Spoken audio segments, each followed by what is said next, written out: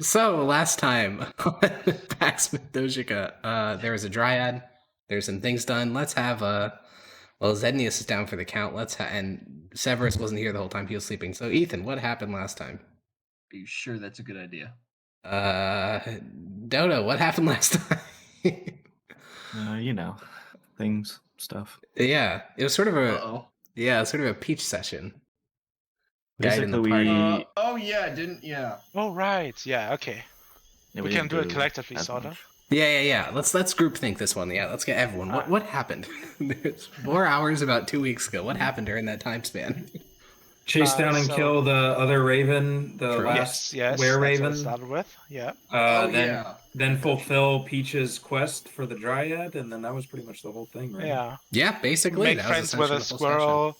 Make it breathe in a vial. Mm-hmm. Make Lars go through a horrible trip so that they can get his blood. Oh, and Peach and torturing baby boars. Peach ended up doing what the demon wanted her to do. Yes, she did. Wait, what? That nobody knows. Correct. Wait, what did the demon want her to do? Carve a weird symbol in the rare raven woman. She carved a weird symbol in it. Oh, I thought the demon ate her. Yeah, she trapped the demons. She's a warlock now. No, she's not a warlock. Another warlock in the party. She's not a warlock. 2 of them is more than enough. They're dropping like flies. So, yeah, that's a pretty good summary. We're not going to move to the Gala Isle map. I took the liberties of doing the math on how long it'll take the 2 parties to unite. So, unless there's anything, those of you that were on the island, out in the wilderness, Renesmee, Graniad, Lars, and Maximus, is there anything else you want to do on Gala Isle? Literally anything, because if not, we're going to fast forward 4 days and you're at the port of Verusia and we'll sort of unfurl from there. Can I eat a manatee? Peach wouldn't let me do it last Unfortunately, Renesmee is still with the party, though, even if Peach isn't here, so I don't think she'll let you. Return here for a vacation next time you get some downtime. How far can I push that? What do you mean by that? What if I just sneak off somewhere to go? I suppose manatees are somewhat large. Stealth check at disadvantage against Renesmee's really, really high passive perception doesn't seem very favorable. If I get caught, I just lie that I was going to do something else. So you'd also have to walk like 15 miles off the route. Oh, and you'd have to maybe also go hunt a manatee. Yeah, also you'd have to hunt it. Yeah. Butcher it. All right. Well, yeah. Next time. Based on their behavior, I don't think hunting it is going to be the issue. Yeah, you just got to find one. Actually, just come right over. Yeah. That doesn't seem like an issue either. Well, then we can just skip forward. Maximus, do you have at least 16 rations? Hello? I said wait. Oh, you said wait. Hi. Yeah, I think we should at least discuss with the general that was sent with us, or well, you, Admiral? Zednius, and Father Hyperion are going to arrive in Verusia in a little bit. We're just figuring out what the dudes in the wilderness are doing, because they're quite separated to you at the moment. Oh, it's just temporally as well. To Galile for sure, though. Yeah. Before you guys leave Galile, but sounds like Maximus and Dota, or Ethan and Dota, you guys have nothing else you want to do out in the wilderness. Great. I don't think so. Okay, so Maximus, do you have 16 rations? Well, let's find out. I hope I so. think I still have 8 on me. Anyway. Okay. Oh boy. Yes, I do. With Renesmee, they should be able to forage. Yeah. Her survival's not as good as you would think. Okay. Yeah, but talking to animals is useful. So, true. One moment. All right. It is the 23rd of February, 1280. Our folks that are in the wilderness are still on their way home, though they'll be there sooner rather than later. However, arriving in the port of Verusia by foot are our 3 compadres, Father Hyperion, Zednius Titus Fabricia Verusian, and Severus Octavius Aulus Ignia. The travel to Verusia has been pretty quiet. Father Hyperion doesn't talk very much. Zednius is, not really here. And Severus, you're not all that talkative either. So the 3 of you have marched across the entirety of Gela Isle, subsisting on rations collected, and essentially that's it. Basically, foraging as you go. So you're a bit, you're not going to starve to death. It's like a 2-day journey, all told. But your stomach's definitely rumbling by the time you get back to Verusia. As the city comes into sight, you can see the Cairo banner of Mithdosica fluttering over basically wherever you would expect them, at the gatehouses, over at Fort Varus, and you can see Marines are guarding the different entrances to the city.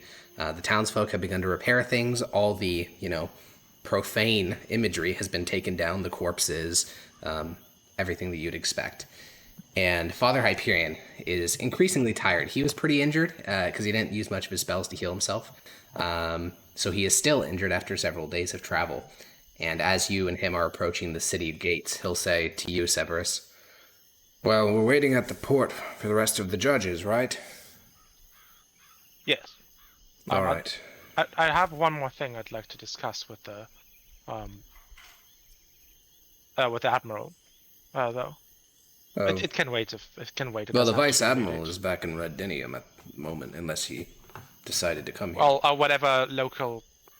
I'm sorry. Were you the leader of the local division that was sent, or was there another military leader separately? No, that was Prefect Servius. Yes, I'd like to speak to him in that case.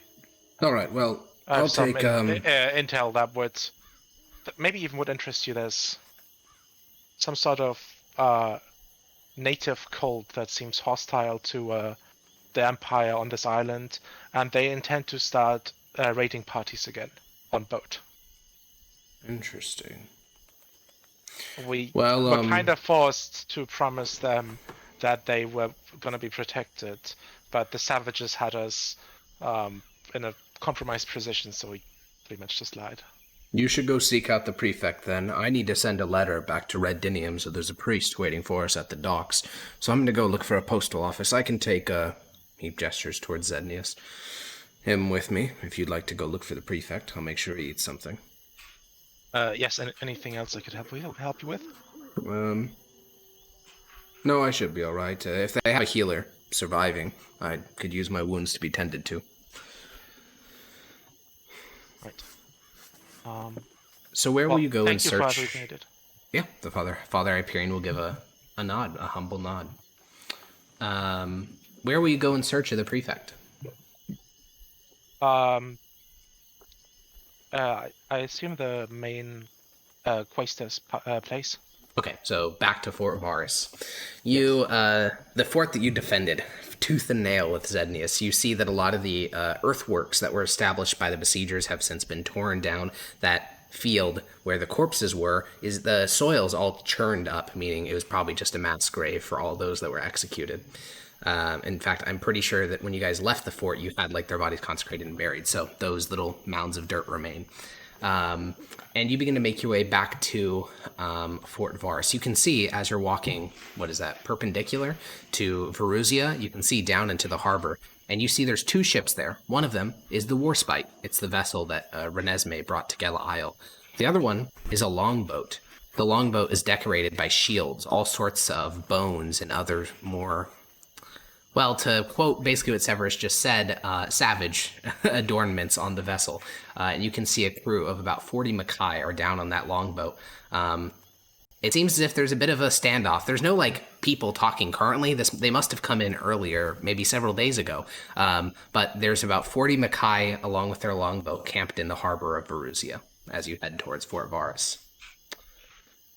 And you can head past a mixture of local defenders, militiamen, as well as the Marines that Renesmee brought. They will all, give a nod and deference. No one goes to interpose between you. You can head to the main tower where the Quaestor is previously located, and, climbing up through the rounding staircase, you can head to the top floor where there is 3 people. There is Optio Constantine, Quaestor Publius, and Prefect Servius. All 3 of which will, glance over at you. You're still quite injured, so the prefect will be a little bit on edge as he sees you. And the Quaestor will speak first and say, "Judge, are you all right?" Yes. Where are the others? Lucky to be. They are, well, you see, I'll explain to him the situation with Zednius first, Yeah, he and will then nod. I'll explain to him that the rest of the party is out, basically hunting down the remainders of the cult and making sure nothing is, how's it called? Ends are untied. All loose ends are tied up. Yeah. Loose ends, yes. Yeah, the prefect will speak up and say, well, we saw the show from down here when the fog stopped rolling down from the mountains. It was quite impressive. Was Is terrifying. The prefect will give a sort of soldier's nod. He can relate, and he'll look towards the quaestor and say, is there anything we can do for his fellow judge? And the quaestor will shrug. We don't have any clerics. We don't even have, well, traditional healers. I've been reaching out to the local villagers, the local Gellans, to see if they have any women of the woods or herbalists that we can bring here to help us out, but prospects are grim.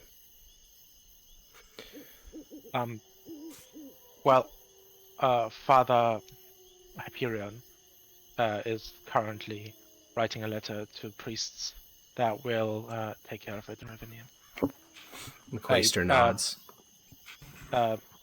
His own spell power or that of a priest could suffice, but currently he needs to rest. The fight almost took his life. The prefect will speak up and say, well, I know you've just gotten back, so I'm not sure if now is the moment. Maybe you'd like to wait for your fellow judges. But there is a situation down in the harbor that needs to be resolved. What is it? Well, I don't know if you saw on your way up here, but a warship arrived. They claimed that they were given permission by you and the other judges to begin to raid on behalf of Mithdosica, and they asked me where they should target. On behalf of Mithdosica? Seems so. They mistook me for some sort of superior of theirs.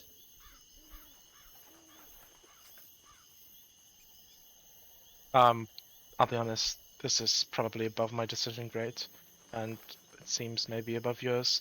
No offense, of course. No, it's quite all right. It is above my grade. Since you gave them the permission, I thought I'd wait for you before I send a letter to the Vice Admiral or the Consul Superioris. We gave them their permission under duress.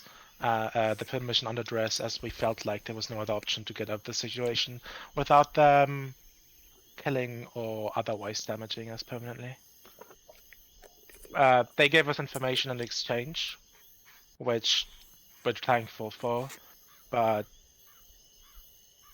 and I'll kind of go.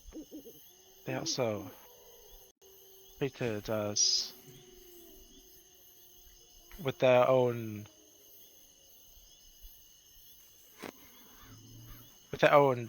standards that are far different from that of the Empire and would be considered quite rude here. Well, there's about 40 of them. Mostly look like untrained young men, but if any of them can even lift a sword, that means we'd be fighting almost equal numbers. With the town militia, we have about 80 men. 80 to 50, or 80 to 40. It's 2 to 1, but, we always say 5 to 1 if you can, and if not, withdraw and get more soldiers. So I'll push the decision to be made by the Vice Admiral. I'm sure I'll come up with something good. One idea I have is to send them raid against another third party of savages that live on these islands that the Empire doesn't care for much. Have them weaken each other without us taking any losses. I can ask the Vice Admiral. As far as I know, though, this isle and what's that other one? It's just some tiny little rock. Skaski, whatever it is.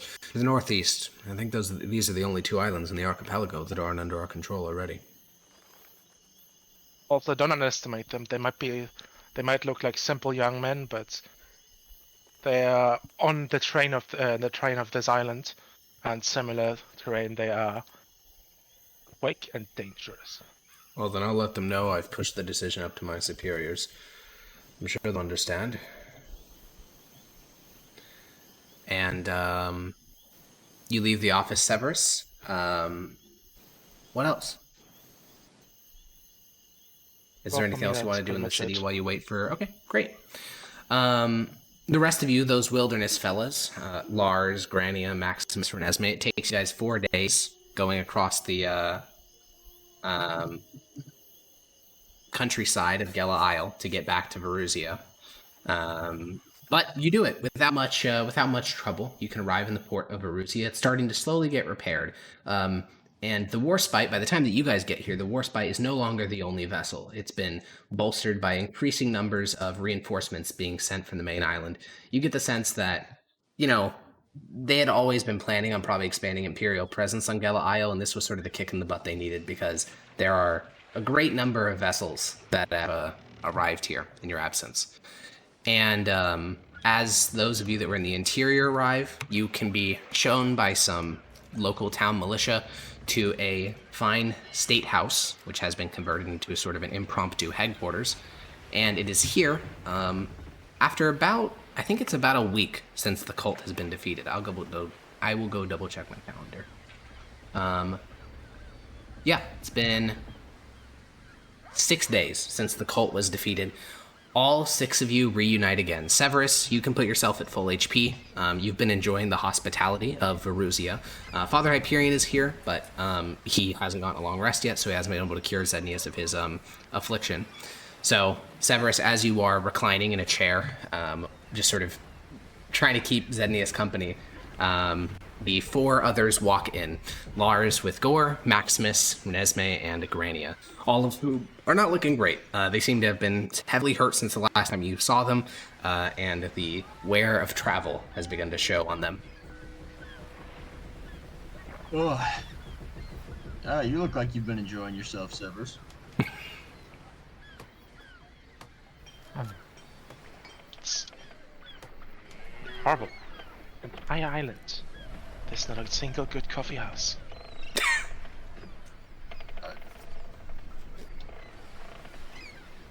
Good to hear you have something to complain about. You stunned him. You actually stun-locked him. You power word stunned fucking Maximus. Holy shit. What else am I gonna say? Same old, huh? He knows what I'm about. I suppose. What's How are you, stuff go? Sorry. I'm more ships in the harbor. Oh, there was also a longship. from Yeah, us? yeah. There was also a tribal longship as you guys were And, getting off your horses. I see the tribesmen have decided to make an appearance. So what's that about? I think that the raiding party. Oh yeah. Forgot we told them they could do that. What did we tell them again? Can't say I remember specifically. Can you guys hear me now? Yes. Yep. We Yes, can. although you sound different than usual. Yeah, sorry, I'm on a different mic. Sorry. How is Zednius doing? Well, he has received the finest care from Severus. Water and food. That's about all you can ask for. He's still not mentally recovered. So drooling and Yeah. kind of mouth breathing. Yeah. Got Anyway, it. what did we tell them? We told them they could raid who? I don't think we specified. They asked the Quasar, thinking that he was some sort of admiral, and they were, as if they were reporting to him who they should raid on behalf of the Midosian Empire. We were all quite Well, confused, so for now we're asking the Vice Admiral back on the mainland to give us more advice. Well, how far away do you think they're willing to go? Is it like an ocean-going vessel, Alex? Well, Like yeah, a we have to coastal talk vessel? about, sort of what Mithdosian naval tech looks like. The Mithdosian Navy is one of the most impressive in the world. They have Vice Admiral Lucius has gone as far as Cavaranth, which is about 2,000 miles across the Hammer's Fall. He has literally circumnavigated Valorous as best as can be done. So in comparison to that, no, it's dog shit. But could it cross the Hammer's Fall with, under a pinch? If there's a spellcaster on board, probably. It probably could. I'm more of a can it make it up to the plains?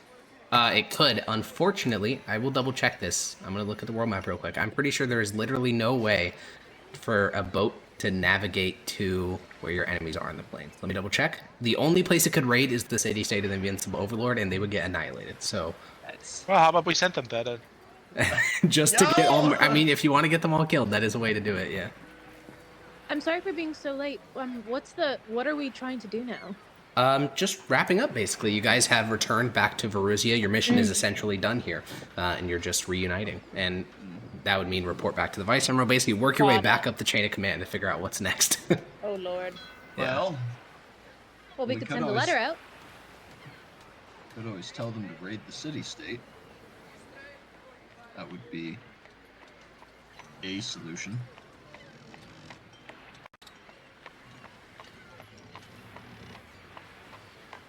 Good talk. Good talk, everyone. I'm sorry, I was in thoughts.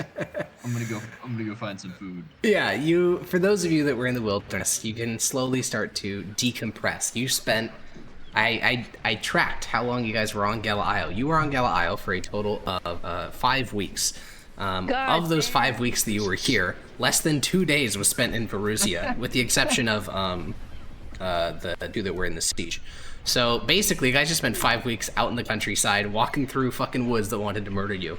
So it's nice. Renesmee, you get all the oatmeal you want. You're missing Nami. She's back in Mythos. Lars, you get to spend some... You spent plenty of quality time with Gore, but you actually get to eat some real food. You're not much of a gourmand, but it's still nice to have actual food again.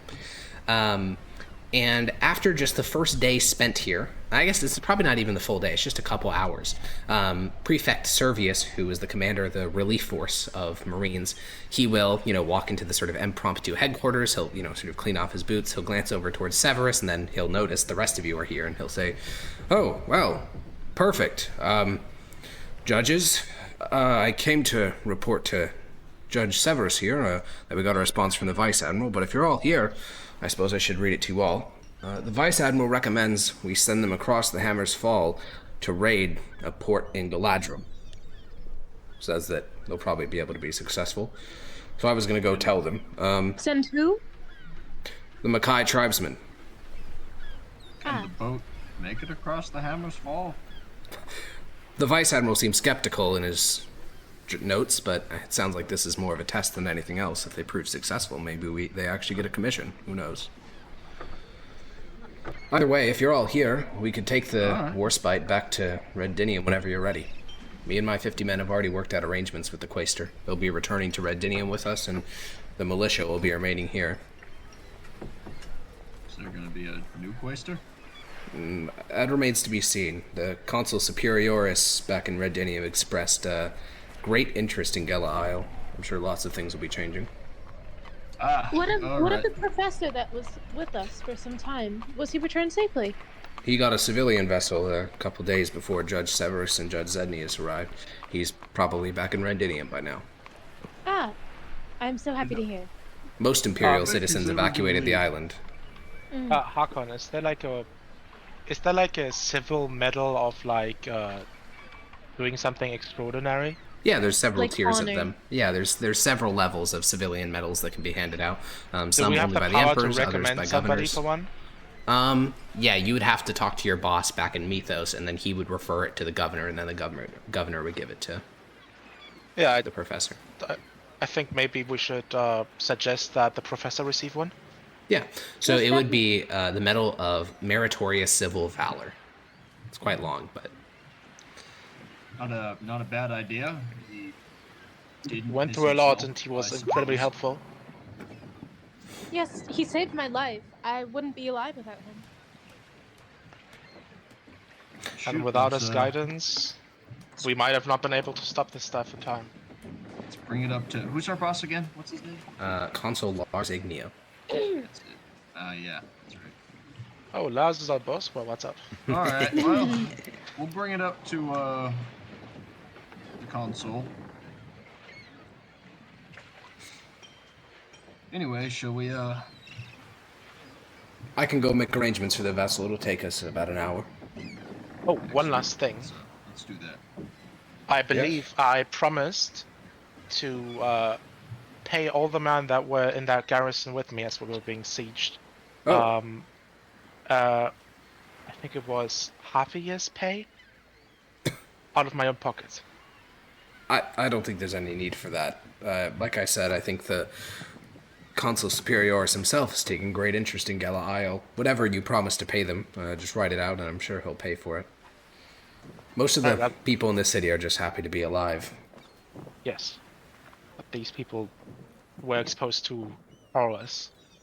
And I'd like to see them... Between you and I, most of the Imperial citizens have already fled. All the people still here aren't even citizens. Yes. What will become of them? Well, I don't know. It all depends on what the Consul Superiorus decides to do in terms of the administration.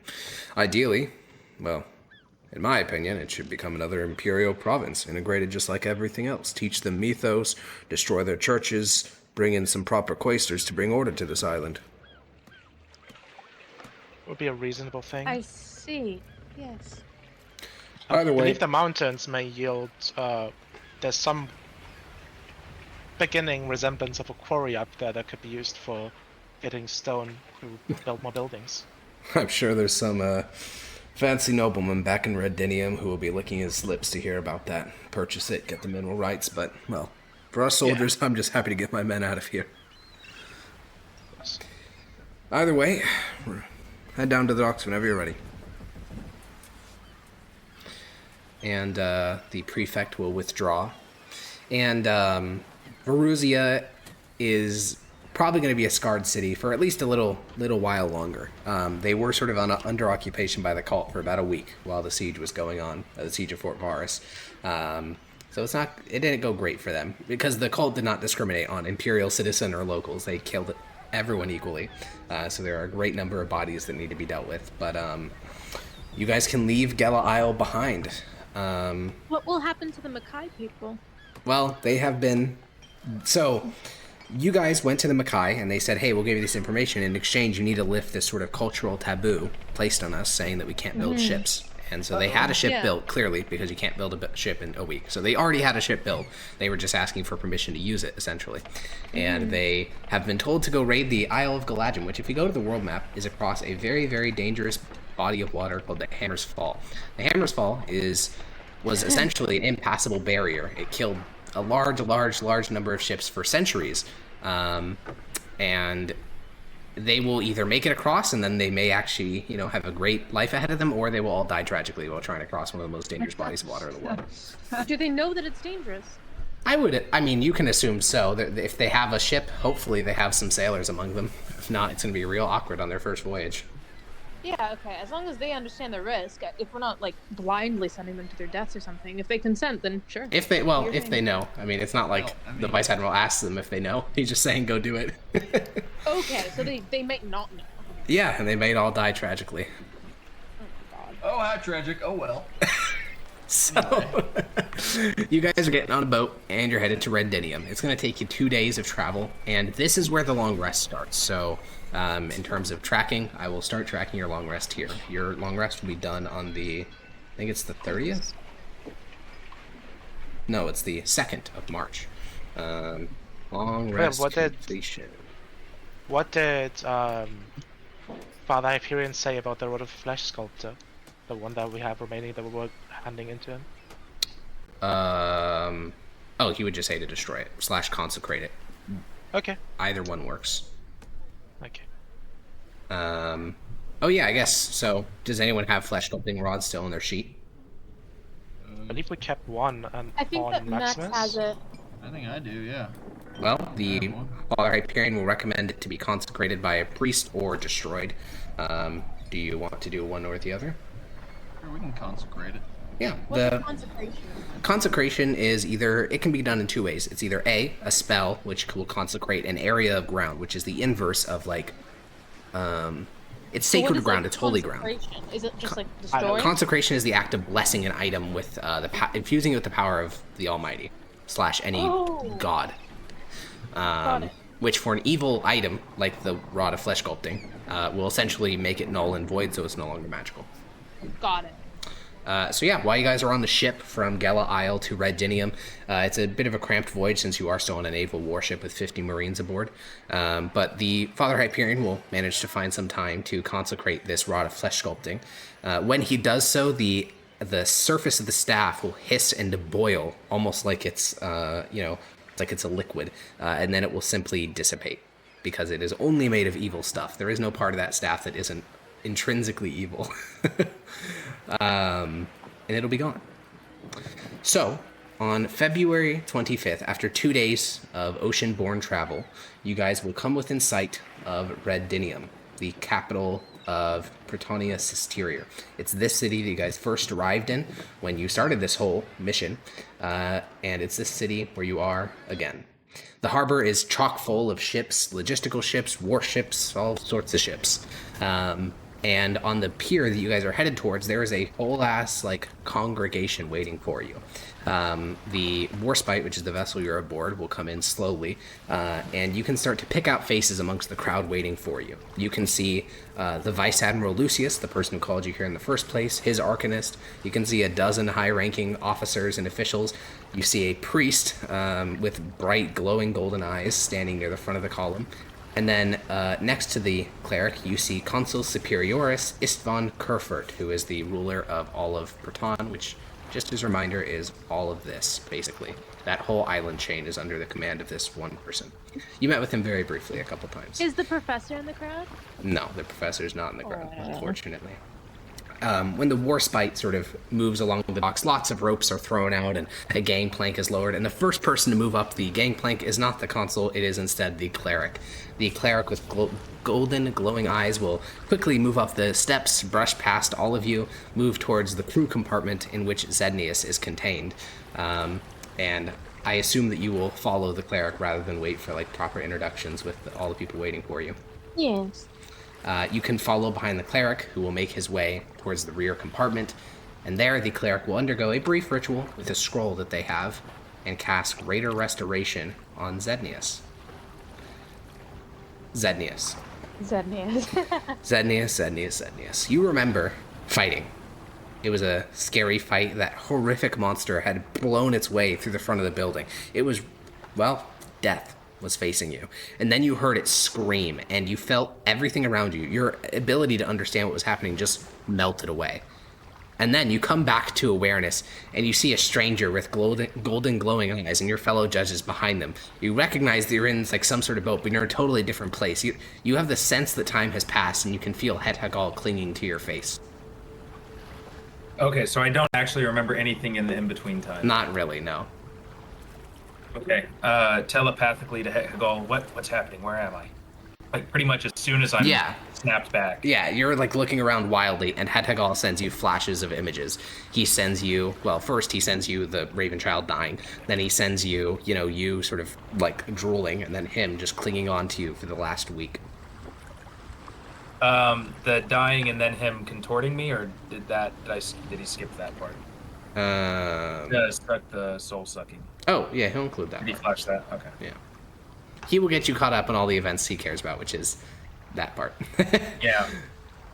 But I'm safe, I'm okay. I'm looking around, I'm making eye contact with people. I haven't said anything yet. Yeah, you see Renesmee, Grania, Maximus, Lars, Severus, Father Hyperion, this weird cleric, and Het Hagal will say, "Yes, safe." I'm gonna look around and I'm gonna say, so we won then. I'm gonna start counting each of our members to make sure nobody died. I assume that. I'd immediately react to him. I'd probably hug him. Yeah, you squeeze in for a hug. You sort of squish Het Hagal when you go in to do that, and he just sort of oozes up onto your shoulder, Severus, and walks back to Zednius. Zednius, it's good to see you that, you're feeling better now. So, where are we? Still on the island? Where are we? No, we're back. Back to... we're on the island proper now, the bigger one. What was it called? Breton? Are we in Breton? You're in the island of Breton in the city of Redinium. Yes. I keep confusing Redinium and Revenium. Yeah, that's pretty understandable. Yeah, and Redinium. We just arrived. Was there any trouble? We made it okay? What about the Were Raven? Are they all eliminated? I believe Max Oh, yeah. is Yeah, we got them saw all. to that. Good, good. Well, thank you for healing me. I'll nod to I'm assuming the cleric. Yeah, the cleric who had the scroll will stand up and they'll give you a nod, and they're part of this whole thing is done, and they'll exit. Father Hyperion will crouch down and say, "I'm sorry I couldn't help you sooner. I had intended to save some magics for after the battle, but it just didn't work out that way. It was a hard-fought thing." Of course. Well, no harm done. How long was I gone? All told, about 7 days. 7 days. This doesn't You were count as my well-fed. vacation, right? Do we have time off? I think I'm it sure counts you'll as get sick plenty. days. Either way, there is a consul of the Empire waiting for us down in the dock. I'm under the impression that he's here to Waiting for congratulate for us. what? Ah, I see. Shit, hurry Father and see. Hyperion will, stand up from the crouch and extend a hand down to you, Zednius. To like shake my hand or to help me up? I don't Help know. you up. Oh, okay. Yeah, I'll take it. Yeah, he'll pull you up, and you guys can head back out towards the deck of the Warspite. The crew and the Marines on board, along with the sort of congregation that was waiting for you, have sort of intermingled on the deck of the Warspite. The Consul Superioris will approach the six of you as you exit the rear sort of crew compartment. He has purple robes with gold trim. He's a older middle-aged man, like in his 40s, and he'll look you up and down. You all still have a fair number of most of you have a fair number of injuries, and he'll say, "Well, the prefect speaks highly of your work, the quaestor as well. I'd like to extend an invitation to all of you. We're hosting a dinner in your honor." How very kind of you. I've also arranged for a ship for you in a couple of days to get you back to Mythos. Much Thank you appreciated. very much. Of course. It's the least I can do. From what I hear, I have nothing to worry about on Gela Isle, and the Vice Admiral even seems convinced we may have some new allies that we can use to raid the West.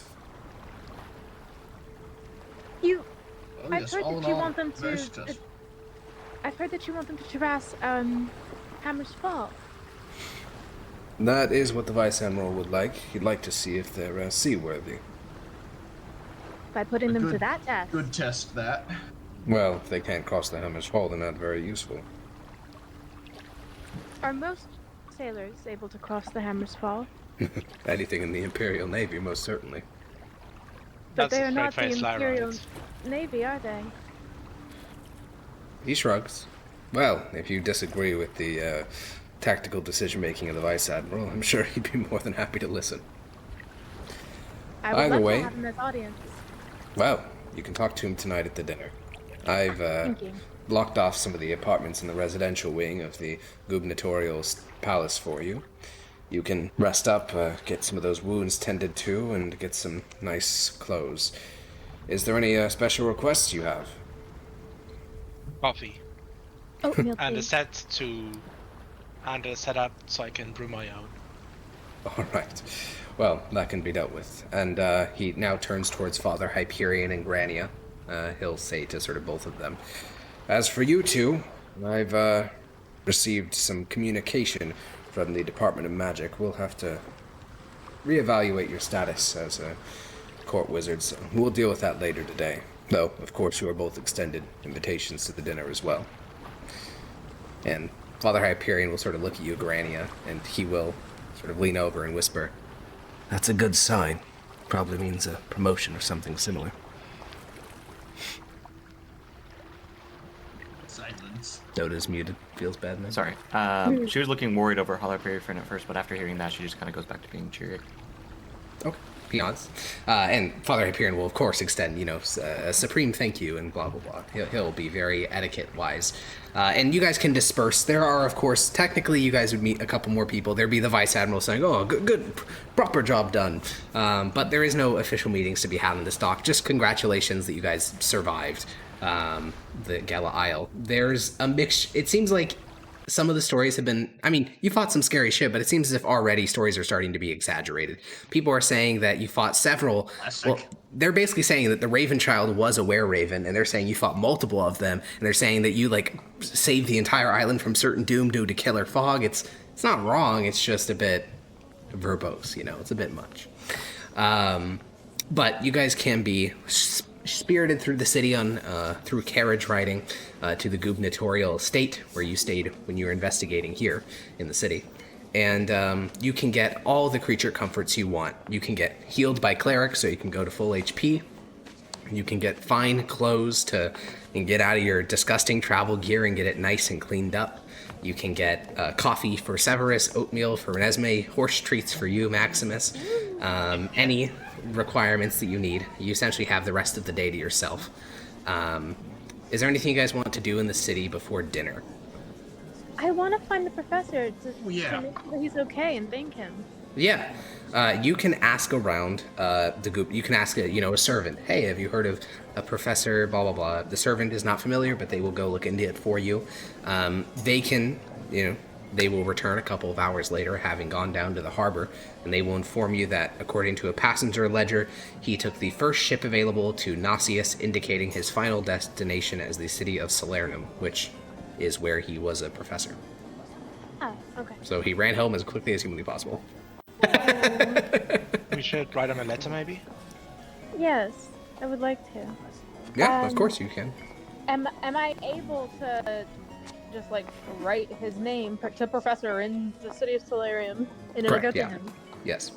Yeah, I'd like to write him a letter, basically saying like, dear Professor, thank you very much for your bravery and courageous spirit during our time on Gala Isle.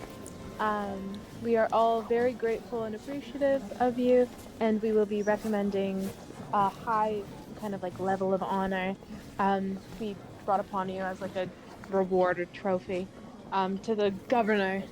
We again really appreciate it. If you need anything or if you would like to chat, Yeah, you can hand that off to a servant who will put it into the I'd Imperial. like to attach something to it if possible. Yeah, of course. So I have in my inventory from back when we were in the let's call it the out of bounds space when we found the desk.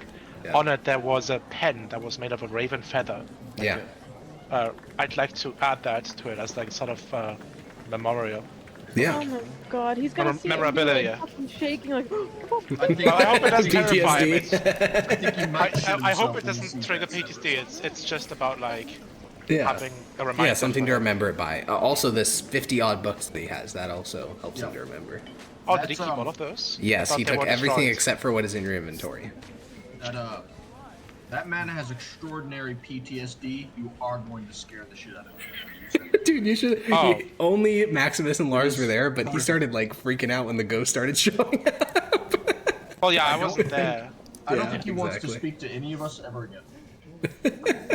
Yeah, we'll see. We'll see. Well, in that case, I won't send him the feather pen, and we'll just. Yeah, you just send the letter. He I'll has. just dispose of it.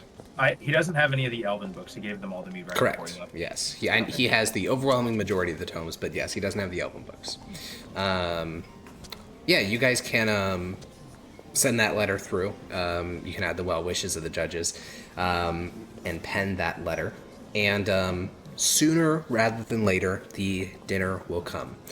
You guys are the guests of honor put up by the Consul Superioris. And, this dinner is probably going to cost somewhere in the realm of a couple thousand gold, because when consuls of the Empire host a party, they host parties.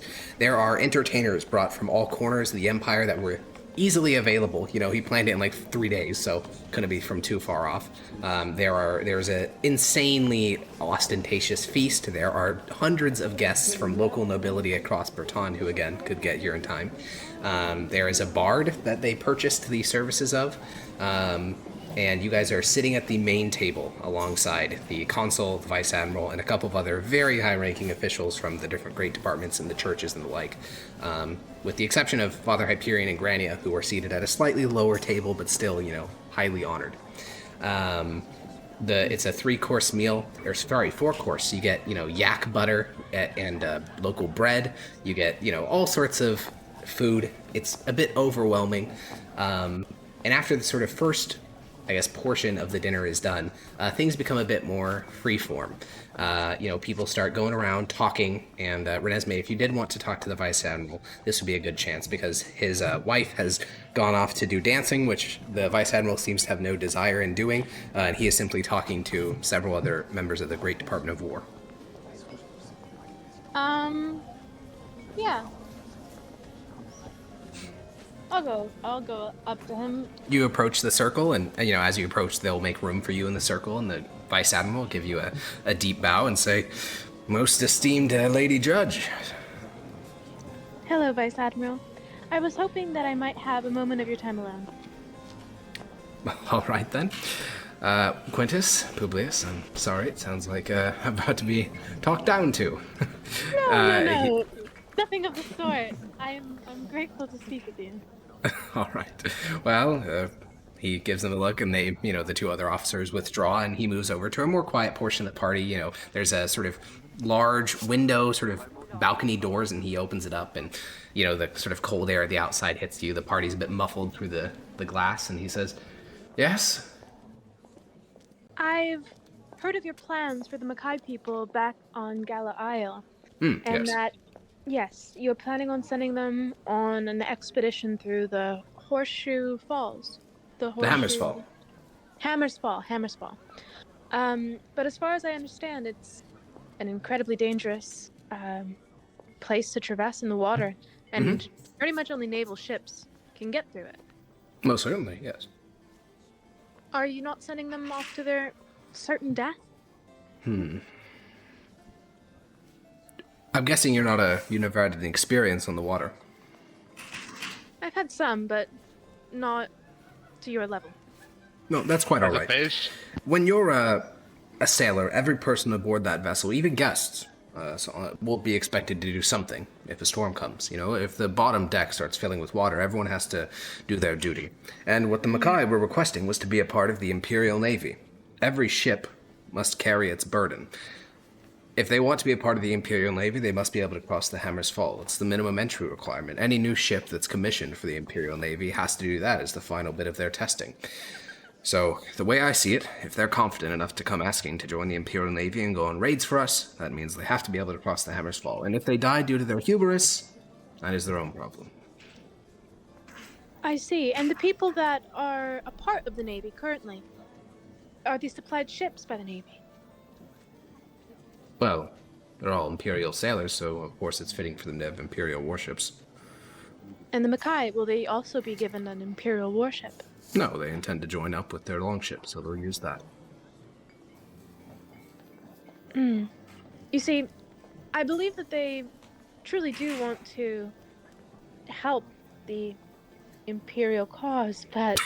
I believe they wish to go kill people with Imperial sanction. Let's not make it more noble than it is. Perhaps.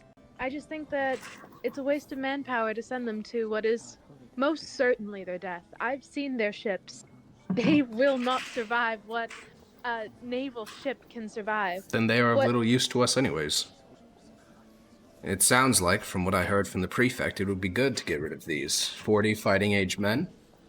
Could be good for them to get lost at sea, make Gala Isle easier to tame. Wouldn't have to worry about any cults springing up if all the adult men are dead. Those men were not occultists. They lived peacefully there. I believe that it would be wise to either inform them truly of the mission that they are going to embark on and the dangers of it, see if they're still up for the cause and challenge, and if they back down, then they won't be a part of the Imperial Navy, and they won't be a problem to you. It's more likely than not that if you let them know that they will most certainly die if they try to go on this mission, that they will likely back down. Well, consider your opinion heard. And what does that mean, good sir? Would you like the polite answer? No. No. Well, then, to be entirely honest, I am not going to take your opinion into account.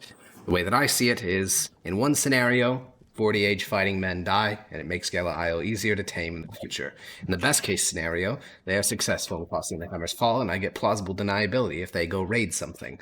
Perhaps they could even raid one of our allies. No one would even know to blame us. How could you connect some random tribal ship to the great Imperial Navy? So, I'm quite fine with the way things are.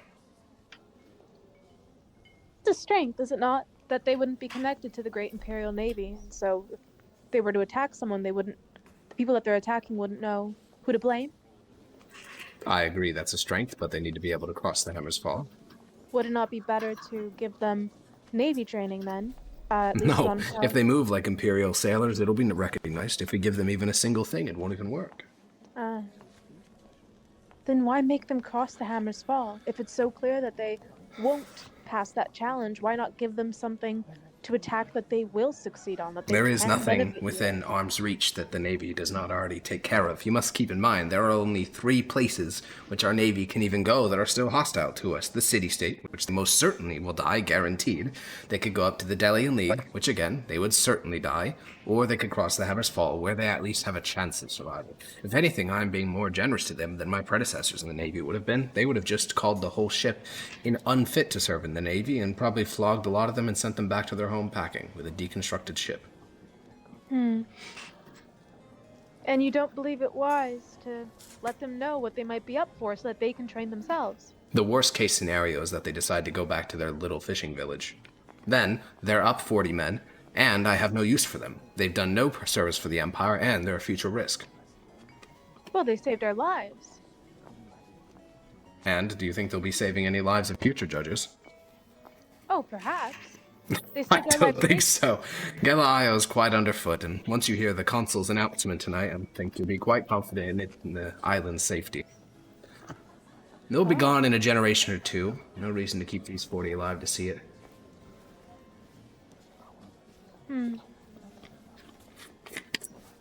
Well, I appreciate that you're looking out for those who saved your life. It's quite noble of you, but, well. all I know is that they could have killed us quite easily, and they chose to help us instead. They were... That was their mistake.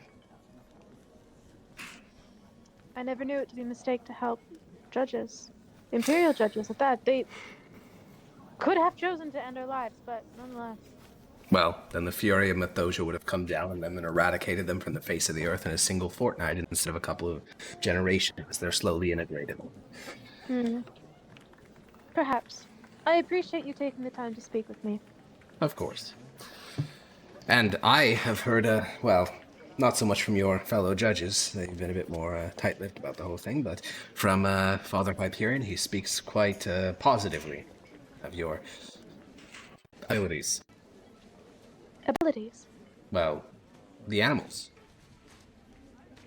Speaking It was, of the animals. from what I understand of it all, you were the linchpin in keeping them alive. You are the one that came and contacted me. We sent the Warspite. The Warspite saved the siege. Instrumental in victory. Thank you. I only wish that being instrumental in a victory had more sway on the outcome of things. Well, maybe in a couple of years, after you've gotten a few more accolades under your belt, there will be some Vice Admiral that bends to your demands. Not demands, sir.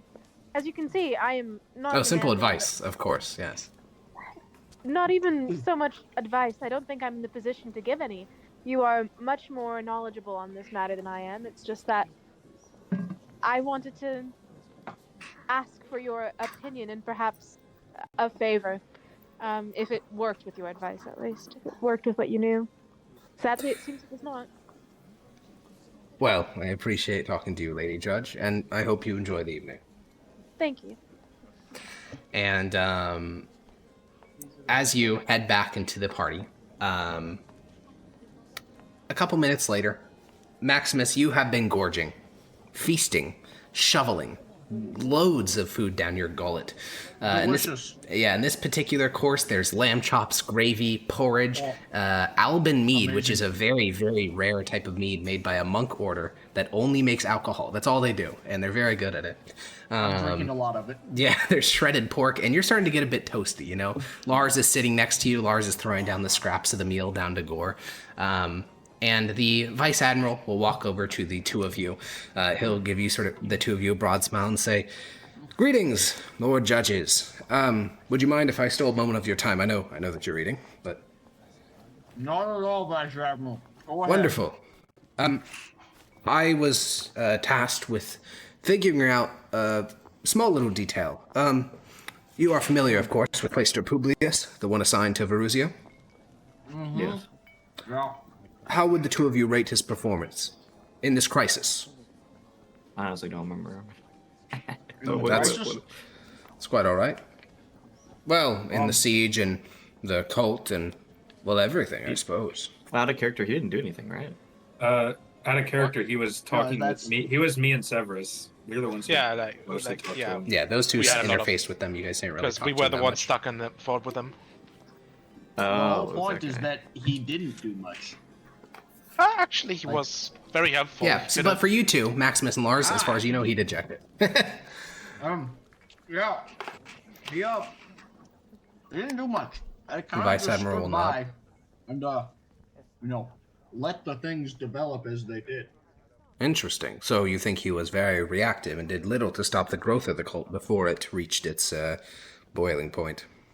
That's I don't what it remember seeing or seems like, hearing, yes. or hearing anything that he helped us with, so... All right. Well, thank you. And you guys return to reading, and you see the Vice Admiral sort of walking over to another, the other end of the table. Severus and Zendius, you guys are eating with much more tact. Tullius is very big on etiquette, so the two of you are not shoveling plates of food. You're doing it slowly with the right fork and the right spoon. Tullius, would hit you in the hands if you didn't do the right etiquette, so it's kind of drilled into you pretty hard. And the Vice Admiral will sort of schmooze slowly on over enjoying to everything. the Vice Admiral will sort of schmooze on over to the two of you, and he'll say, "Lord Judges, Lord Judge Zednius, it's good to see that you're doing well again. Yes, I'm much better. I have a question. I've been tasked with figuring out a bit of a conundrum. How would you rate the performance of Quaestor Publius during the incidents on the island?" I'll look at Zednius. See if we're on the same page. Raise an eyebrow. I think Hi there. I'm not as good with names. He was the one that was in charge of the fort, right? Yes. I think You are he was- elsewhere, Renesmee. My memory's still hazy. I'm still coming back to me, but I think he was pretty vital in keeping the morale up of the men, which I thought Yes. helped us immensely, holding Interesting. off the Raven Tyrant's forces. He struck you as a rallying figure for the defenders? Well, he at the beginning of the whole affair, he was quite overwhelmed with everything as his position on the Gala Island seemed of less importance to him. But as we worked together with him, and the siege started on the fort, he grew up to the task, and he was I said he was integral to the men's survival. Integral. They Wow. all To the Interesting. siege itself. Yes.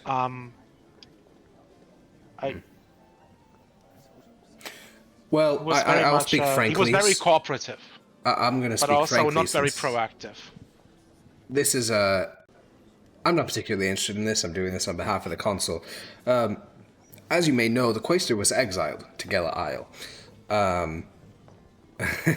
The circumstances of which we don't need to go into detail on, but there are some within Redinium who say that he should return to proper society now that he has gone under a baptism by fire of sorts. Do you think that his actions would warrant him being allowed back into proper society? What was the exile for, if I may ask? how do I put this? You see, he never chose to join a clan, and he decided that he would be a quaestor, so he began to move up through the political ranks. But he decided to never join a clan, and that began to rub people the wrong way. And then he was assigned to bring one of his towns to the side of the Empire. He was supposed to integrate the peoples there, teach them mythos, bring them to the Imperial Creed, a remote community in the north of Breton that still followed the degenerate ways of the Jade Lady. And in both respects, he refused to enforce his duty. He did not teach them mythos, he did not join a clan, he did not even convert them. He even, if the rumors are to be believed, he even sired an illegitimate child with one of the women of the village. It's all quite scandalous, and was more than enough to almost got him removed. Said he got exiled. So, do you think that his honor in battle has superseded any shame he may have gotten placed upon himself? I look to Zednis and look carefully and say, You go for it. I'll look at him for confirmation when you go for it, sir. Harkon, just let me know when Amimo will He'll back. talk to you next! Don't worry, he'll ask you for sure. Don't worry. I think he might be ready to come back to society, but maybe he was great at cooperating with people, and as much as it hurts to say, but I think Zednius was the one who displayed the most leadership in that situation. Well, of course, you fine judges, your abilities are not under question. If you what I'm saying is that I think I think he would be fit to come back into society, but maybe on a role that is less high up on the command chain. Lower than a quaestor.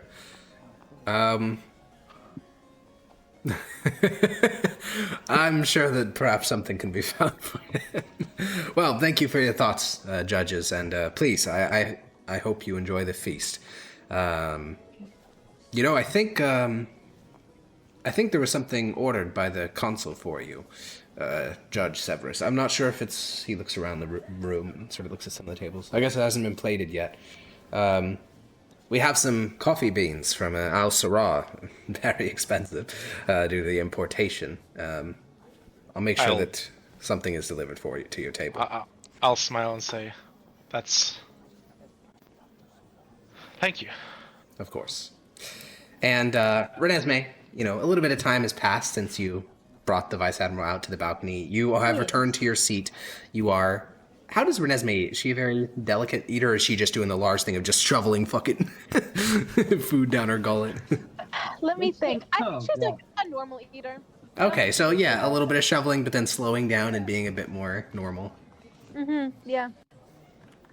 All right, well, you have gotten you're at like the mid-end part of the meal, so you're starting to pick slower, and the Vice Admiral will walk over and say, "Hello again, Lady Judge. Hello, Vice Admiral. You, of course, know our friend, Quaestor Publius." Quaestor Publius. The one on the island? Yes, the one assigned to Erusea.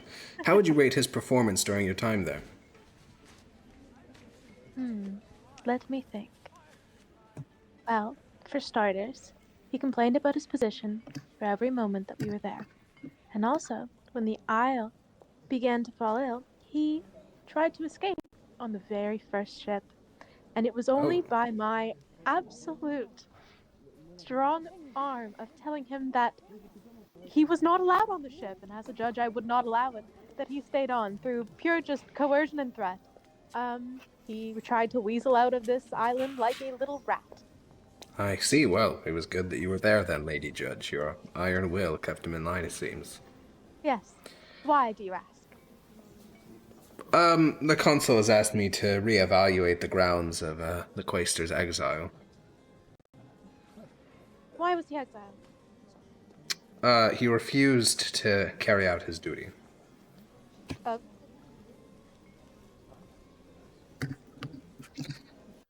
Suffice it to say, I think what I've heard here today has given me a strong opinion. Please, return to your meal. Well, whatever comes of him,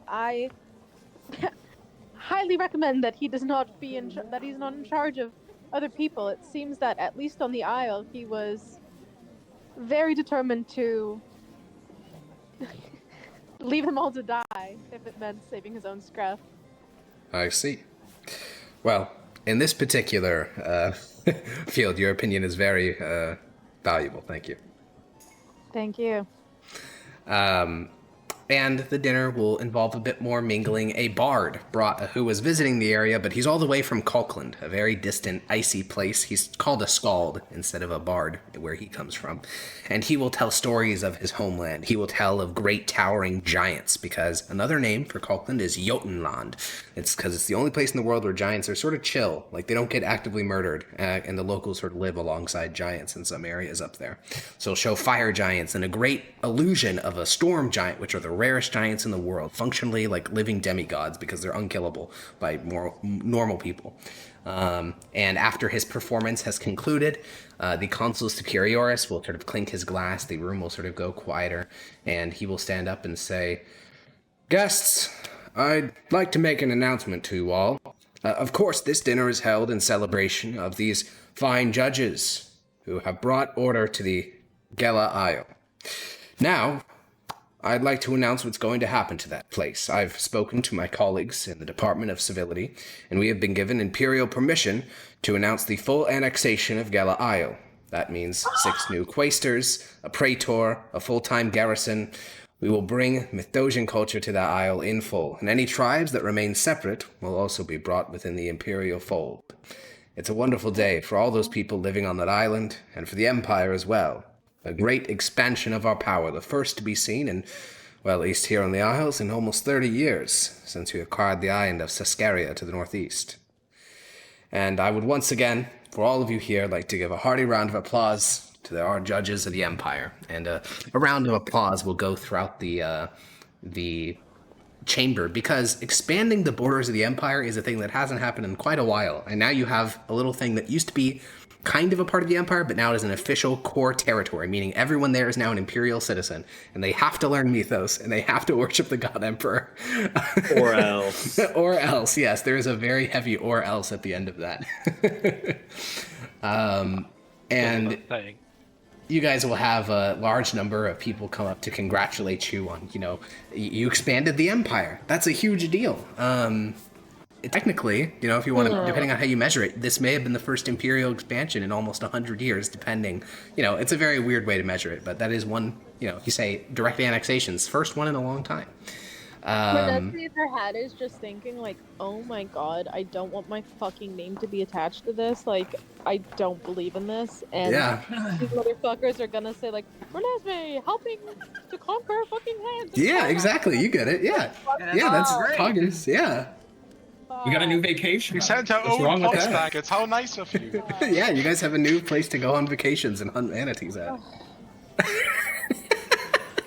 Everyone is like overjoyed. I am going He back couldn't there be to prouder. humanity. Yeah, all your names will be on an official document somewhere that says, the annexation of Gela Isle.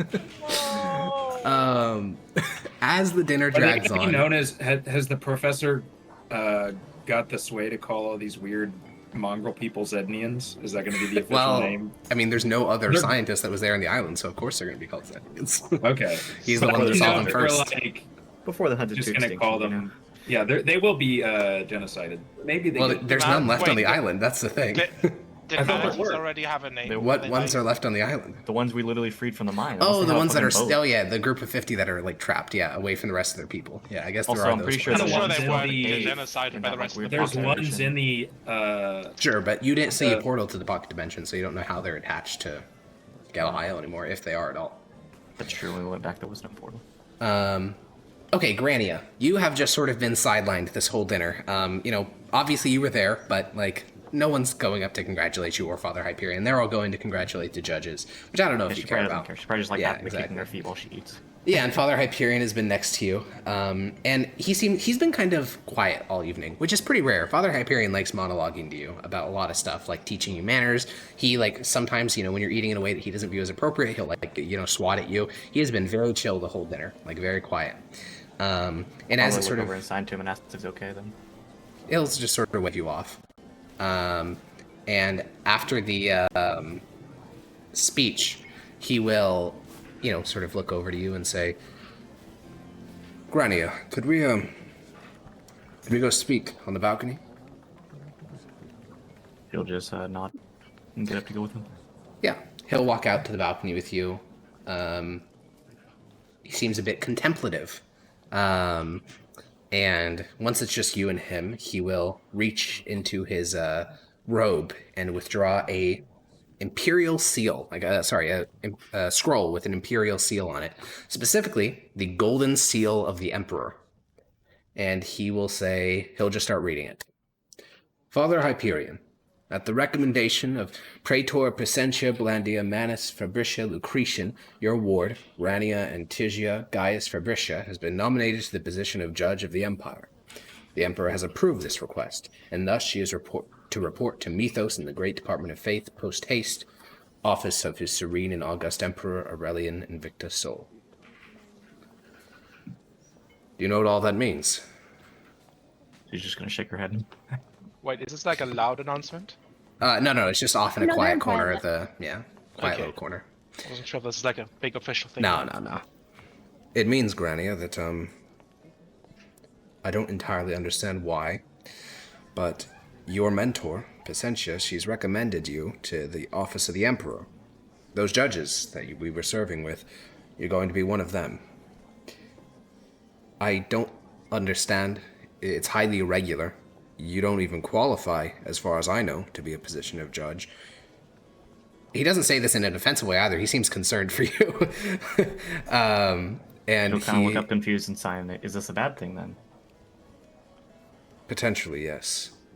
I've tried to teach you the ways of the Empire, the ways of a civilized people, but I don't think you're there yet. You're still learning. And as a judge of the Empire, you're the standard. You're the model. You're supposed to be what everyone aspires to be. I just don't think you're ready for that yet. And as far as your service goes, you're just a war mage in the Department of Magic. There's no reason for you to be selected for this. I suspect you're being used as a pawn in a wider game. But She'll sign back. I don't fully understand, but okay. it's all right. You can't ignore Imperial summons, though. When these judges in there go back to Mythos, you'll be going with them. You'll get a badge. You'll get a holy symbol. Unfortunately, they don't even give you a proper course on judicial etiquette. You won't even know the laws you're supposed to be enforcing. It all seems quite poorly thought out, but keep an eye out for yourself, all right? If this is a part of someone's wider scheme, I wouldn't want you getting caught up in it and getting in trouble. He'll just have a big smile and just nod okay. I won't be going with you either. I've received separate orders, so I'll be joining up with the 7th Legion Fulmaria out on the plains. They suffered a quite heinous skirmish a couple of months ago, lost about 50% of their clerics, so it's just going to be you out there. After hearing that news, she definitely has more of a downcast face and will sign. Will there be someone else who I can speak with then? When we were in Verusia, I tried to teach Severus a couple of symbols, a small number, but I'd recommend you get some sort of writing pad or something similar. You're no longer a hexer in a small town in the frontier. You're now a servant to the greatest empire the world has ever known. You need to carry that honor with dignity and respect for your new position. You need to listen to those other judges. They know much more of the law than you. And just try to stay out of trouble, I suppose. She'll sign. I still don't fully understand, but okay. All right, I suppose that's all I have. We'll probably still be here for a couple of days. I'll try to teach some more to Judge Severus.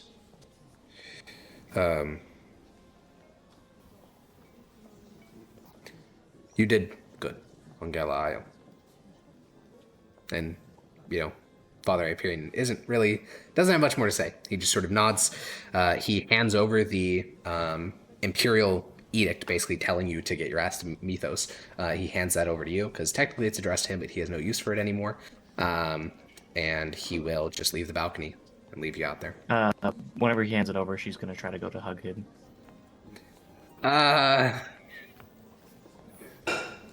He'll sort of stand there. you What's can your give him AC? a hug. Yeah, you can give him a hug, but he's What's not his gonna. AC? Yeah, he'll let you hug him, but he's not gonna like hug you back. He's clearly uncomfortable with the whole thing. Yeah.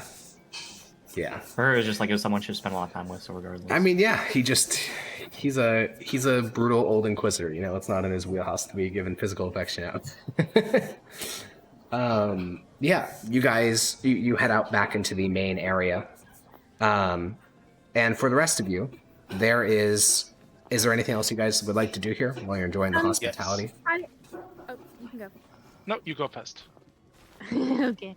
I want to at some point get Father Hyperion and kind of take him aside. Yeah, the dinner's starting to wind down now. The entertainers have been sent away. It's just people have sort of self-separated into like drinking groups or just people talking. Father Hyperion is been talking to largely other clerics, but you can find him in a moment where he's off at like one of the food tables, just sort of filling up his plate again with some more food. Ah, Father Hyperion. Lady Judge. I just wanted to thank you for your help on Gala Isle. We wouldn't have been able to do it without you. And also thank you for speaking so highly of myself and the others that were the other judges on the Isle. I only reported what I saw. You all executed your duty admirably. Thank you. Well, it was a pleasure to serve with you. Of course. You as And well. Yeah, nod my head. Yeah, he'll just give you a nod. Very good. I just wanted to say thank you. Yeah, just, he's a very formal guy. Echo. At some point throughout the evening, I'd like to go up to Renesmee. Yeah, easy enough.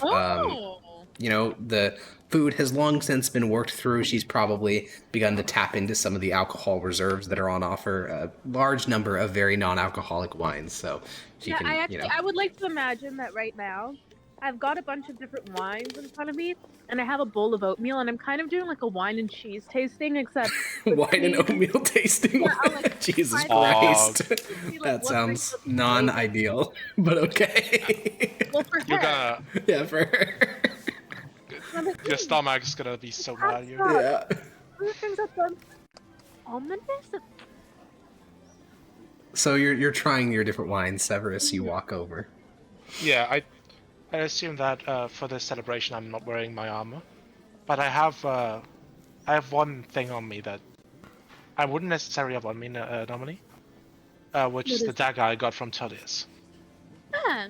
I always have that on me. Anyway, I approach you, Mhm. and I'd just Hello, could I'll kind of look to the side for a second. Could I ask you for a Look dance? inside. Whoa.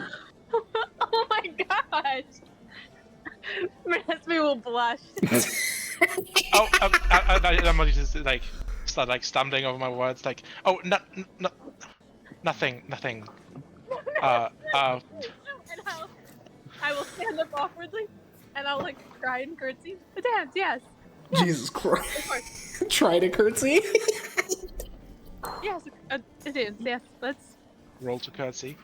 Yeah. go to dance.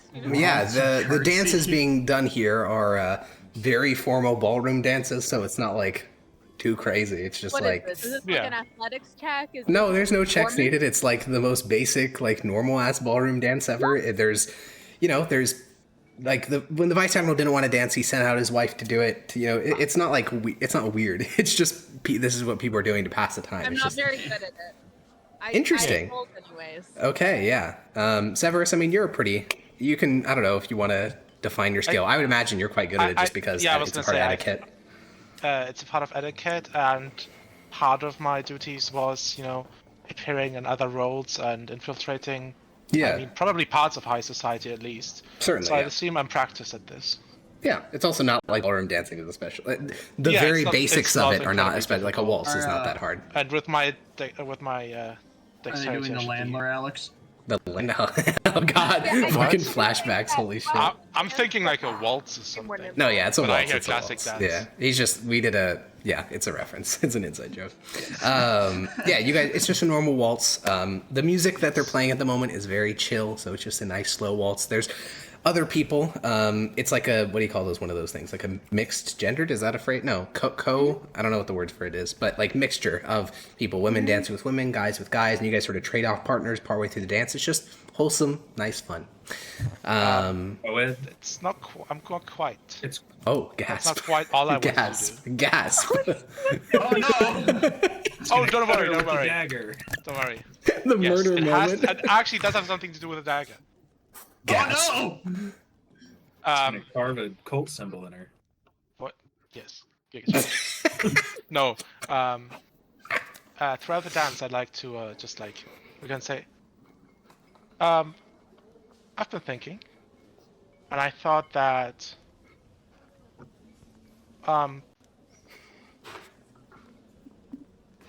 Well, I think I consider you a good friend, Yes. and Damn, Renesmee frenzy. True. well, yeah, this wasn't supposed to be anything more than that. Yeah, keep going. And well, you've saved all of our skins quite a bunch, but I think I made the decision when you came through with us after swimming across to Breton. Mm-hmm.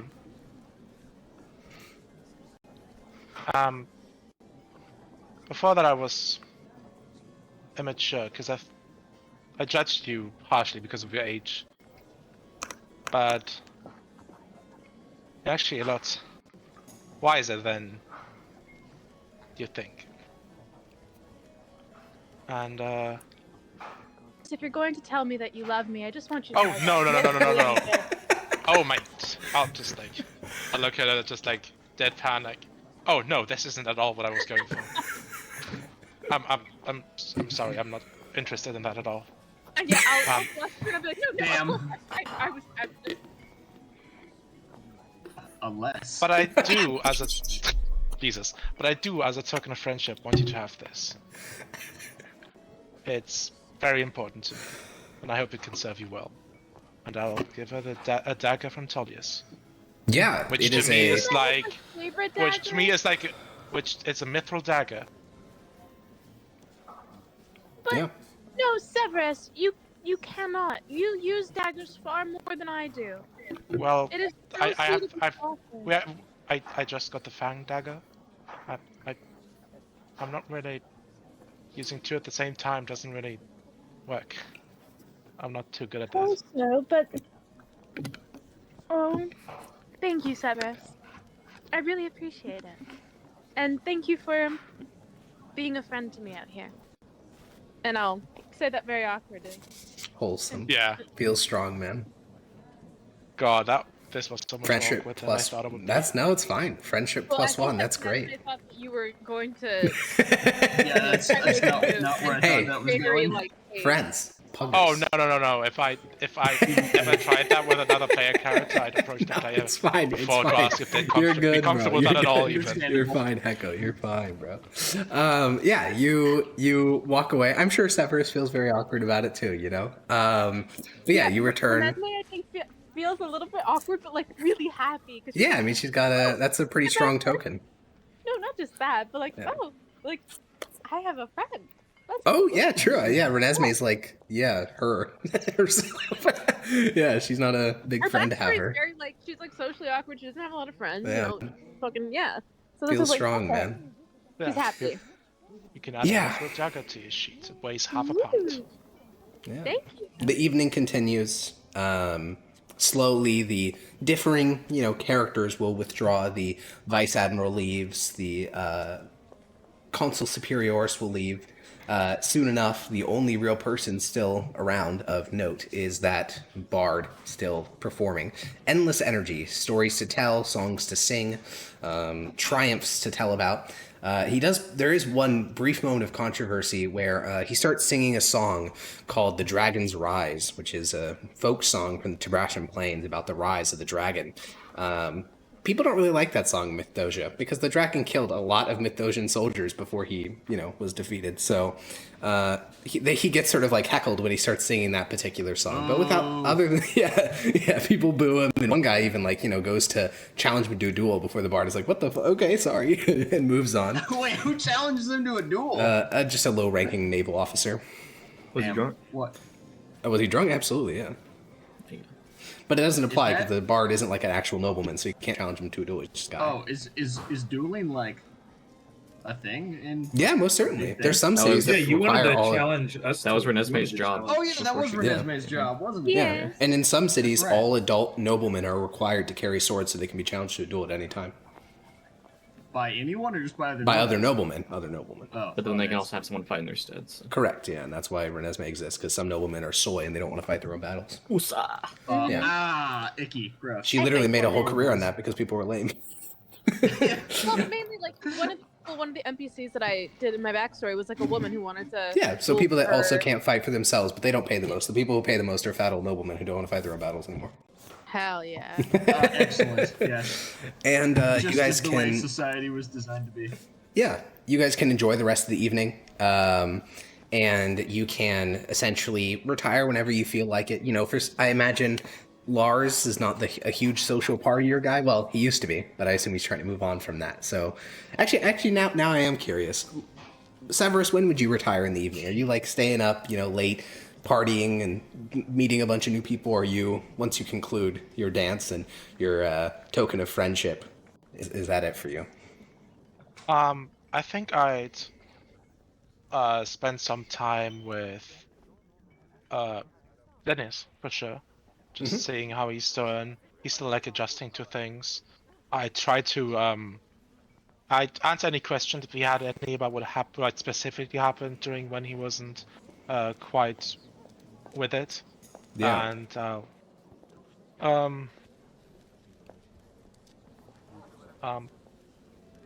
Immensely. Did I didn't Actually, say that's- anything embarrassing, did I?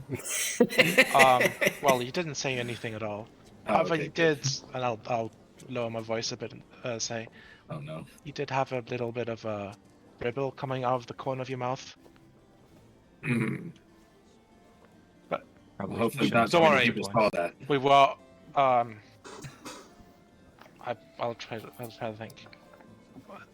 If I Not hear many. any of the bards listening in and they're gonna sing about that, they're gonna get kicked out of Mythdosia. Luckily, at the moment, the bard is a bit busy singing some song about, glorious victories out on the plains and burned villages and, good. what Mythosians want to hear. No one will ever know this story of Zed the Dribbler. Yeah.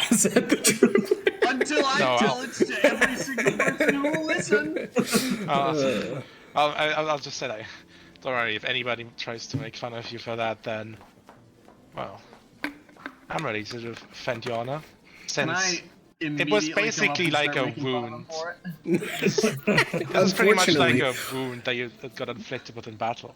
Yeah, unfortunately, Maximus can, because you saw so many examples of Zednius dribbling, so throughout the evening, he could have been spreading this foul rumor. Unsubstantiated claim. Yeah, unsubstantiated. Allegedly.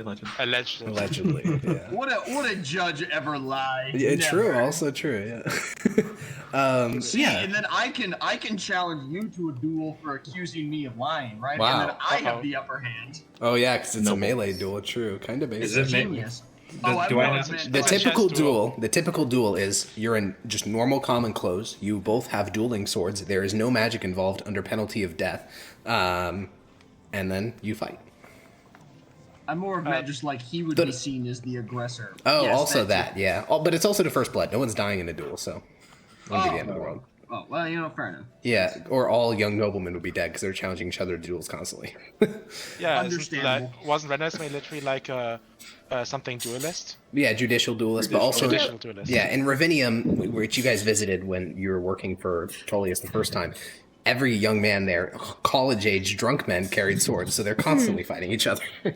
What even is a judicial duelist? She goes to a court. She says, "Hey, I can work as a representative of one party in a legal dispute and serve as their duelist." So, like, if someone She sues fought you, duels for people's honor kind of, it's not when really for they their couldn't honor. fight for themselves. Sure, that's the good way of looking at it. The other way is Wait, opportunistically. so basically like Some people were a cowards. Yeah. like a pro bono. Well, it's not pro bono. She was getting paid. Well, yeah. Yeah. The main, I guess, gripe with judicial Public dueling in defense Mythdosia as is that the rich people can afford the best duelists, so it means that rich people literally will never lose a case to a poor person unless, there is a pro bono duelist. So, like, Or there's the godliest person. yeah, that's poor ever. yeah, they You can say fight it's for to themselves. first blood, but do people die a lot in these? Yeah, it does happen, yeah. It's not. I'm I mean, sure if you you have a have 4 one. HP commoner versus a veteran from the fucking Galentine War, the veteran will literally one-shot them. So, yeah, it does happen sometimes. Oh, like I a assume sword goes they in the sh- eye socket or something. I'd assume they fought with like dull swords. No, it's just a straight-up actual, like, sharp dueling sword, so you can easily kill Oh, someone. what the fuck? Yeah. This Judicial is like duelist is a very Oh, dangerous job. this is like the pistols at the morning. 10 Yeah, steps exactly. game, Yeah. Where sometimes both people die, sometimes Now, no one dies. The Which is judicial called a dueling day. varies across the empire. In Mythasia, which is the capital province of the empire, it's totally banned. But in Ravinium, which is where Renesmee is from, it is ultra common. So it just depends on where you are in the empire. Here on Proton, which is where you are now, judicial dueling is banned, but normal dueling is allowed. It's a cultural thing. But you wrap up the evening. Each of you will eventually, at whatever time of the evening, stumble back. Maximus, you meet up with a couple guys from the 7th Legion. You didn't know them personally, but they're in the same legion at the same time as you were, so you can connect to them on stories about that. All that matters. Yeah, that's all that matters. They tell you about what the Legion's been up to in your absence. Basically the same shit you were doing, killing and burning and pillaging rebellious Tabrashan lawyers. That's about it. That's what they're always fucking doing. Though they have recently been assigned to the Southern Legionary Group to fight against the Son of the Dragon, which sparks a bit of anxiety because he's been fucking churning through legions. He's destroyed 4 legions at this point, so there is some concern. What are his methods? Because the Mythosian army is way bigger. outclassed. Yeah.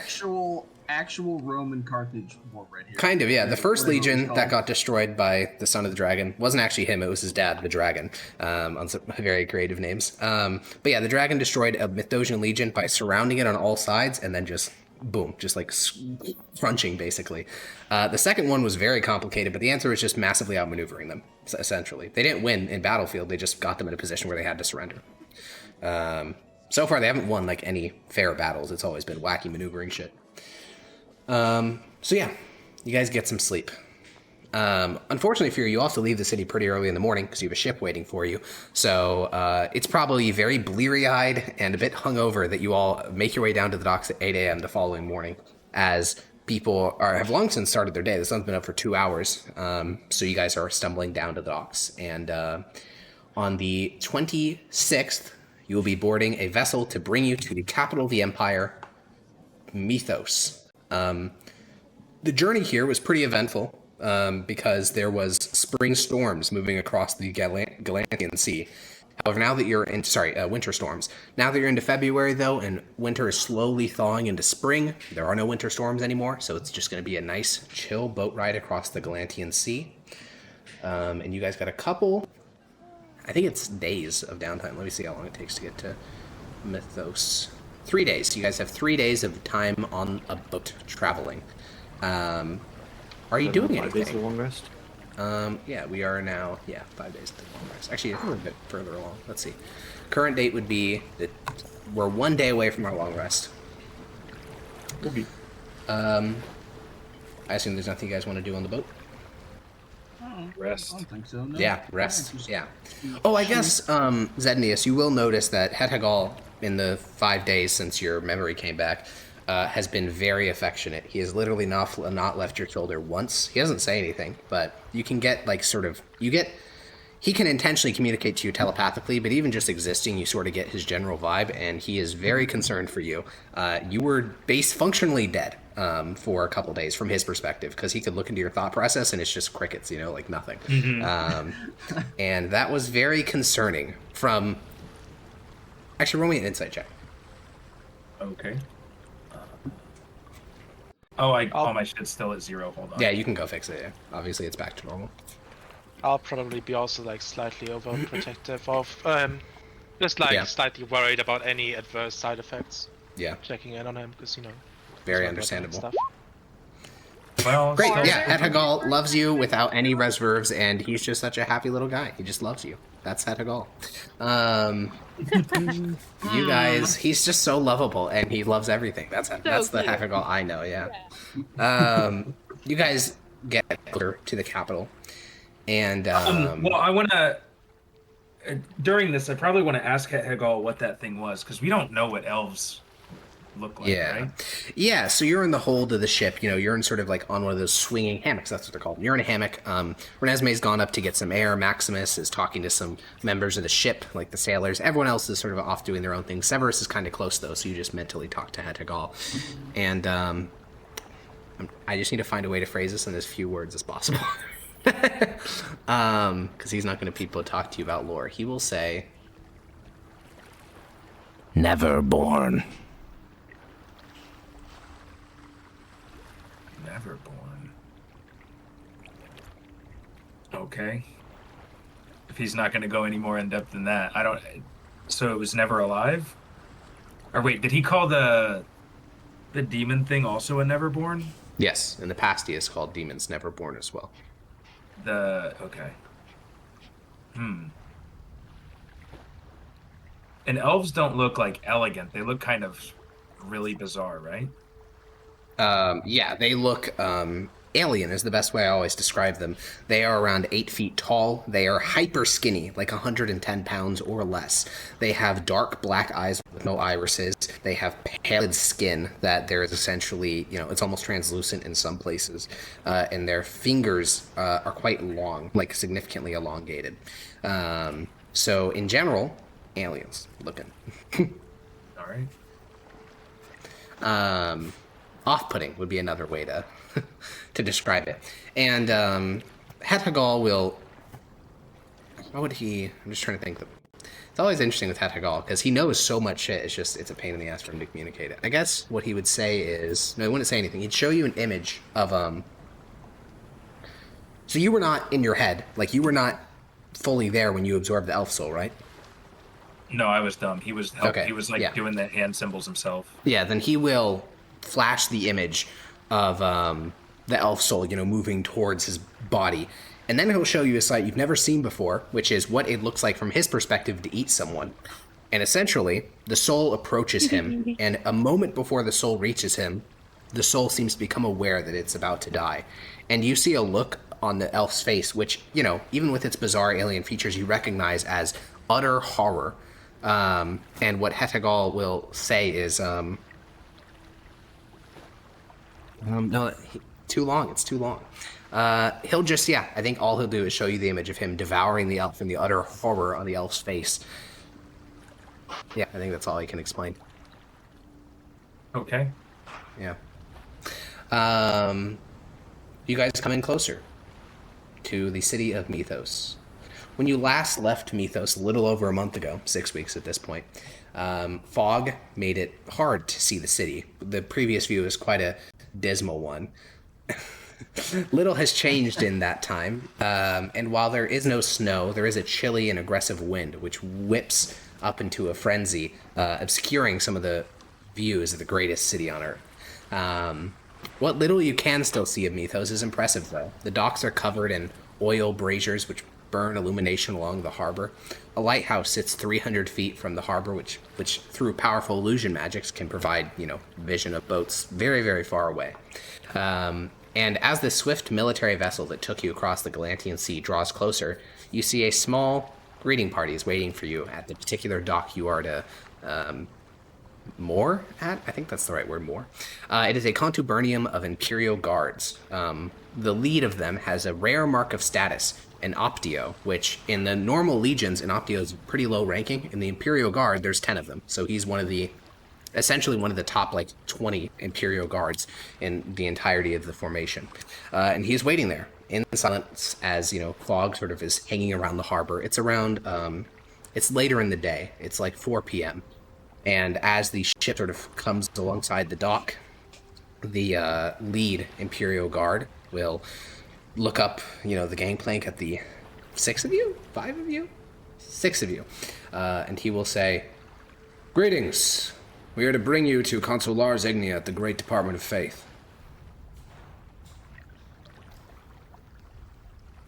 Come along. Well, I suppose we should Yes. go then, shouldn't we? You follow in lockstep behind the Imperial Guard. None of them are very talkative. Is Father Hyperion with us still? No. But No, but Granny is following you guys for some reason. Lars Igni is our direct superior, right? Grania, Lars are you Ignia, with direct us? superior. He is your boss, yes. And yes, Grania got on the same ship as you guys, and she was also gestured towards by the Imperial Guards. I think it's when she's on the same ship as you, that's not that weird. Like there was a lot of other people going to Mythos that were on the same ship as you, but when she is also singled out by the Imperial Guard, I think that's a moment where it's like, oh, that's kind of weird. Grania, you're coming along with us. She'll nod her head and then hold out the letter. I won't like take the letter from her hand, but I'll kind of like read it. Yeah, and it says that she was ordered to report to Mythos because she's a judge soon. Ah. She's Well, a judge. welcome. She's joining Congratulations. us. She I'll just seems well. uneasy. She's not really sure if this is good or not. Oh, How is it's that gonna alright. work with Can I see this? communication? What was that, Peach? Can I see that she's feeling uneasy? Can I Yeah, tell? probably. I would imagine so. She doesn't hide her emotions. very well. Yeah. Yeah, it's gonna be all right, Grania. If you have any questions, we're all here to help, but you can ask me. I won't judge you or anything. It's a You're a judge. He's probably just looking down, but just not to Sorry. her. That was What great. is They were talking about your Sorry. pun they would judge. Sorry, Renesmee, that was. You said you wouldn't judge. You made Yeah, a when a pun. judge, you're a judge. Oh. You said you wouldn't judge. She's Wow, becoming a that's a- judge. Wow, Sorry. how very The peak, in character the we peak both of have. humor. I thought it was hilarious. So Really?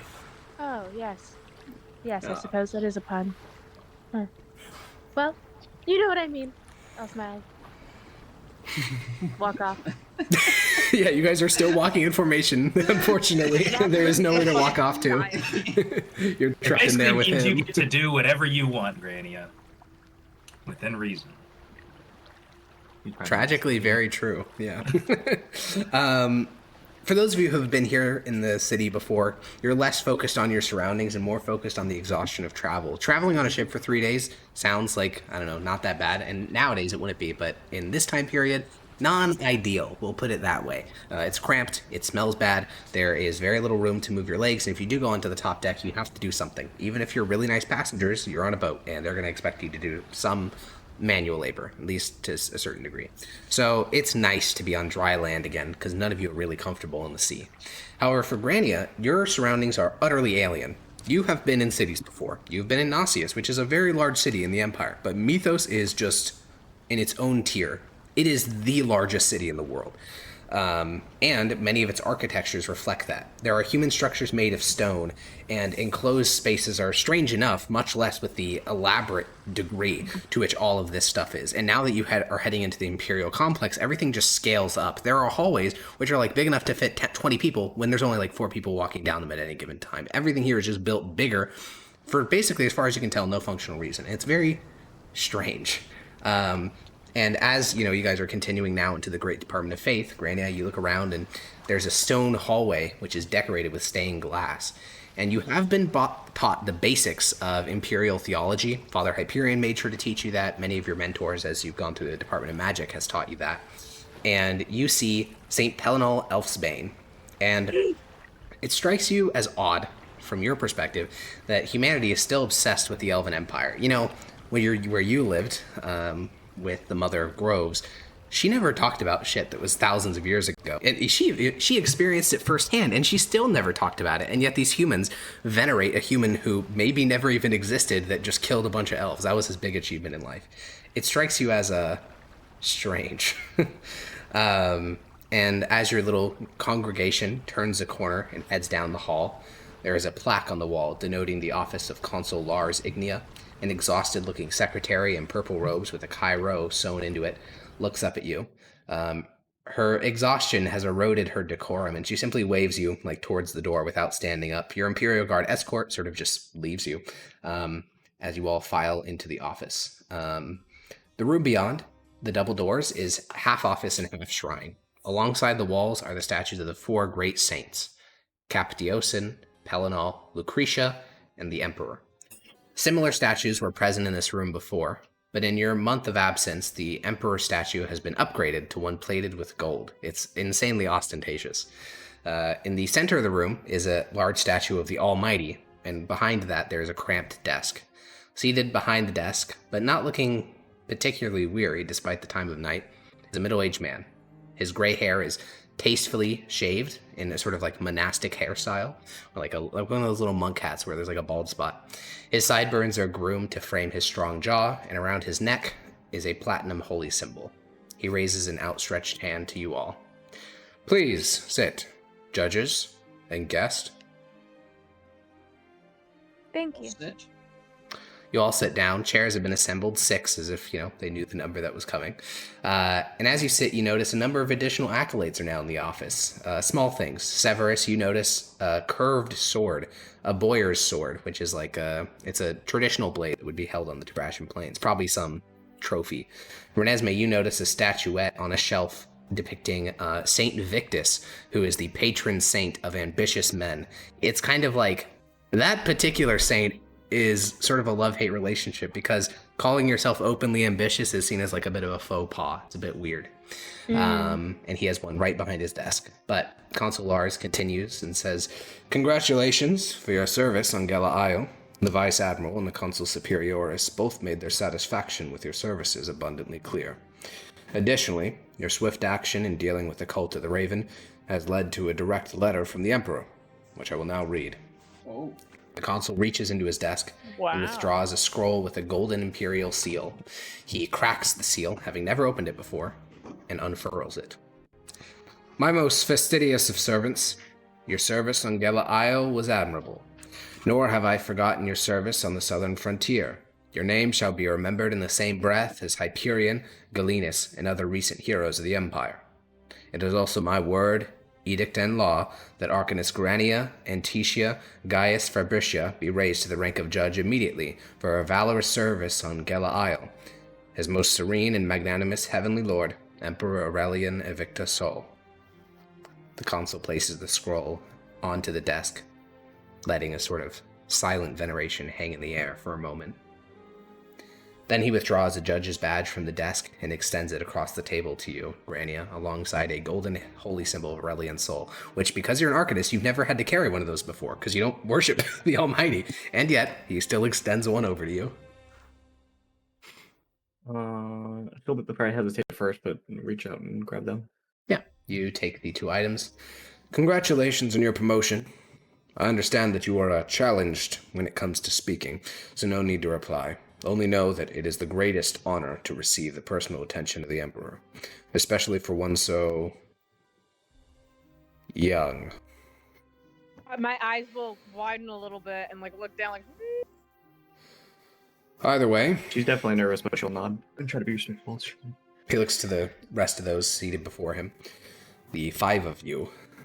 "Your task will be more discreet in its nature, but since you've been deployed for a month, and I'm under the impression there may be some additional changes to the composition of your cohort in the coming days, you've been given 2 days of leave. You are to be put up in a fine inn here within the Imperial District at the expense of the Great Department of Faith. My secretary will take care of the details." He seems to stand and gesture towards the door. Thank you very much, sir. Thank you very much. You all exit the office. No accolades, just a pat on the back. Good job. Last time you came, you got all sorts of shit. This time, she's like, you did fine. Get out of here. A letter, We got letter the directly from the Emperor. Emperor. Yeah, true. I guess. Called Yeah. us Good point. fastidious. Yeah, he So called you that's- fastidious. Yeah, W. That's Well, that was reward like- enough. Well, we're all pretty aware that that letter was 99% written by someone else on the Emperor's behalf, and just half-mindedly But it was signed signed by the right? Emperor. Ah, Yeah, see, yeah. the Emperor touched it at one it point. His Okay. seal. Yeah, that doesn't matter. Change the letter. Well, But it the does Emperor's. matter because it's Yeah. very I am Commander Because I Shepard. totally know his favorite handwriting. store on What's the the Citadel. Emperor? Surely the president replied to my particular message, and it wasn't just some intern. Surely. Surely. No. Yeah, you guys make your way out into the city, and You have all been put up in a very fine inn. When he said a fine inn, his console bias showed a little bit. You have been put up in the finest inn in Mithdosica, which is exclusively, basically, under the control of the Department of Civility. Sorry, the Department of Coin. It is really expensive. It costs about 10 gold a night to stay here. Usually, for you, it will all be free for the next 2 days.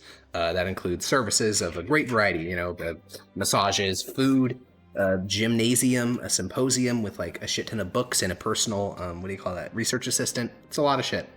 It is late in the day though. It's getting around 5 o'clock, so I think most of you are going to retire to sleep. Is there anything you guys want to do in the city of Mythos? This would be acquiring equipment, things such as that. All right, now, would you want to do it in the next 1 hour before you go to sleep, or is this a thing for tomorrow?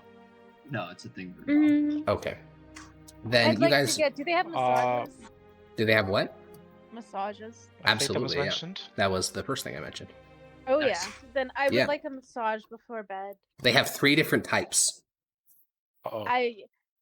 Whatever will relieve my stress and tension. All right, you sign Uh-oh. up for some Delian chopping massages. Woo! It's very intense. They hit your back aggressively, but by the end you feel much better. Thank you. What are Okay. For my own curiosity, what are the other types of massages? There's Delian chopping. There is then more traditional Mithdosian, which is more like kneading, the muscles. And then they have some Westbarn stone massage, which is just really hot fucking rocks. No and- Oh, acupuncture. interesting. They also don't have No there's tantric no massage. acupuncture. There's no tantric either, No unfortunately. cupping, no There's rings. there's no cupping either, Wait. no rings. Actually, is there wait, now I'm curious. Okay. Is prostitution legal in the Empire? No. Uh-oh. Okay. Is it There are no practiced happy anywhere, endings or is it here. like... This is owned by the Well, government. yeah. I was just curious. Just to clarify. Curious. Yeah, just curious. Just asking questions. No, because it's like a huge Damn it. part of like many medieval societies, right? No, you are absolutely correct. In this particular establishment, it wouldn't be allowed. But I mean, you guys, Well, yeah. none of you, all of you would know that prostitution absolutely happens, literally in every single city, in fucking random ass shithole villages in the countryside. But Well, yeah. it's illegal, except for courtesans. Those are Slavery different. isn't. Ah. Slavery isn't. Also, Oh. courtesans are allowed and mistresses are allowed, but it's Yeah, technically they're not. escorts, guys. Okay, Come on. so Yeah, it is. it's different, okay? Because Guys. noblemen do it and not commoners, okay? There's the distinction. So you guys They have all head to your education, rooms same- after same thing. engaging in the local, all the different services they have. And you guys try to get some sleep. Services. Granio. Try. Granio. Well, you guys get to sleep, whatever. Granio. It's late. The exact time is hard to tell. That's a skill that everyone from outside the woods seems to have, but due to the strange nature of time in the woods, you never quite perfected knowing what time it was. Like, obviously you can tell the sun's up, you're not dumb, but people will say crazy, like, when you were getting your training, the magus that you trained under would say it's 4:30, and you have no fucking idea how he was able to figure that out. It's just like position in the sky. That is a skill that you're still developing. So all you know is it's nightfall. All I know is that I'm not sleeping. Or yeah. not tired enough to sleep. Yeah, exactly. Your eyes are, you're a little bit sleepy, but not all that tired. The fluttering one has been exploring your new room. He's been flying around, hopping onto pieces of furniture, inspecting things. You've been in rooms similar to this one before, but again, there's so many little knickknacks. There's 3 different types of little soaps, which, again, little soaps, that's bizarre. Normally they come in like buckets when you go to the standard communal inns that you stopped with your masters. It's also too much. It's too much. And as you are sort of getting ready for bed, you hear a knock at your door. Can't really answer, so. Oh, yeah, good point. I think you see that. I think you see the. Yeah. Do you just go open it then? Wait, can't like That's even really funny. can't even mute people make like grunt noises? I or mean, whatever? yeah, but that would That's probably not be the- more concerning Yeah. than. We've talked about that. She has her tongue. It's not the fact that she can't talk. It's that she. Yeah, it's that the vocal cords are fucked, so there's whistling would come out like nothing. Yeah, I mean, you could just go open Yeah, the door but if you maybe like. you just lied. True. Jeez. I made it the fuck up. Exactly. Okay, Chad. So, do you just go open the door? I'll go in a couple seconds. Specifically, if There's there's another blood, knock. to get hit again, and then I'll Yeah. guess I'll go open it. Yeah. On the other side is a somewhat intimidating looking man. His graying hair is short cropped. He has a number of scars across his older face. He's clean shaven with high cheekbones. His skin is leathery like he spent a lot of time out in the sun. And he says in Tabrashan, "Hello, I'm Tullius, and You are fiery-headed. She'll get a little bit excited about hearing that name inside. How do you know my name? I spoke to your mentor. He seems to have no trouble understanding your signs. His eyes show that he knows things. He reminds you of some of those Fae you met in the woods. The predators among Fae always had those looks in their eyes, like they know some joke that you aren't privy to. The excitement is sort of tinged with fear, because he just seems to know too much. And he says, "May I come in?" You'll slowly nod. Wonderful. He takes a few steps forward, and he seems to stoop as he walks into your room. He's like looking around, inspecting things, and he'll give a couple of slow nods. He'll then turn towards you. Pacentia indicated that prior to your service in Pelty as their hedge witch, you claimed to have lived in the Feywoods. I have to ask, how did you survive that experience? She looks extremely nervous now. She's just kind of like trying to not have eye contact with him and looking all over, like. Yeah, you rubbing her notice hands several together. daggers at his waist. He has his hands behind his back, sort of like pushing back his coat so the daggers are very clearly displayed.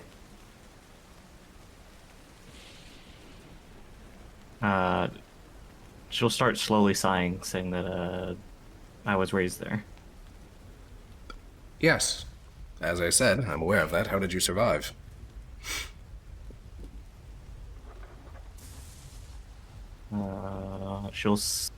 You can see her like fumbling over her sign, saying like, creatures took care of me and helped me.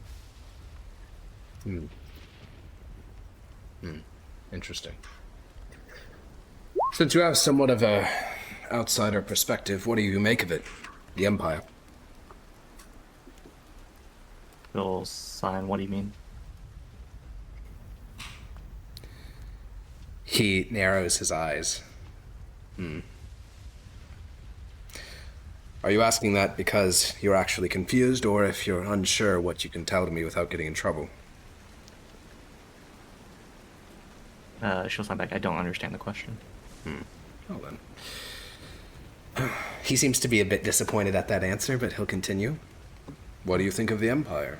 Do you like it? To where you're previously from? Do you have complaints? She'll sign quickly. No complaints. I've enjoyed the people I've met. Your handler is very good. Pacentia. I can't imagine that's what you would have said when you first learned about it. But I suppose that's a good thing. Would you mind showing me your magic? Nothing too impressive, just he thinks for a moment. But you can tell that he's like pretending to think. He clearly knows what he wants you to do. He's just like trying to act like he's thinking about it. And he takes off his shoe and extends the like dirty portion at the bottom of it towards you. Could you clean this? I think Prestidigitation can. Correct. Remember correctly. Yes. So then I'll use that. Yeah, She'll you be use it. hesitant at first, but then whenever she doesn't see him move or change anything, she'll go to click it. Yeah, you cast it. Now, Prestidigitation has a verbal component, which is spoken by the Fluttering One, and you watch as I'm assuming Tullius... it's a very quiet room, yeah. Correct, it's very quiet, and Tullius seems to have almost been listening for something. And you see Tullius's ears perk up, and he instantly locks his eyes to sort of not just your shoulder, but sort of the tussle of hair at the base of your neck, which is where the Fluttering One is. And you instantly have this wave of emotional panic sort of drift to you, because you're sort of clued into how Fluttering One feels. He hasn't been seen in a really long time, and Tullius stares directly where he is. That's good. I was afraid for a moment that I'd wasted my influence in making you a judge. She You see, looks a lot more nervous now. I have another asset who has magical origins similar to yours. He has a thing which resides on his shoulder. I'd like to ask you a couple of questions. Slowly nod. Before he continues, you kept your magic hidden from 3 mentors prior to this guy, including Father Hyperion, and he figured this out in a single conversation, and your feelings of like, oh, this guy's probably dangerous, have only escalated further to the point where... to like, what the fuck's happening? Is this guy gonna not a fucking good murder me? Yeah. And he sits down, probably trying to look less intimidating, and says, did you knowingly make a pact with this entity? Out of character, I don't think so, right? I don't think it was I don't think it was intentional. She'll shake her head now. Can you act contrary to your patron's interests and still retain your magic? She'll sign. She doesn't understand the question.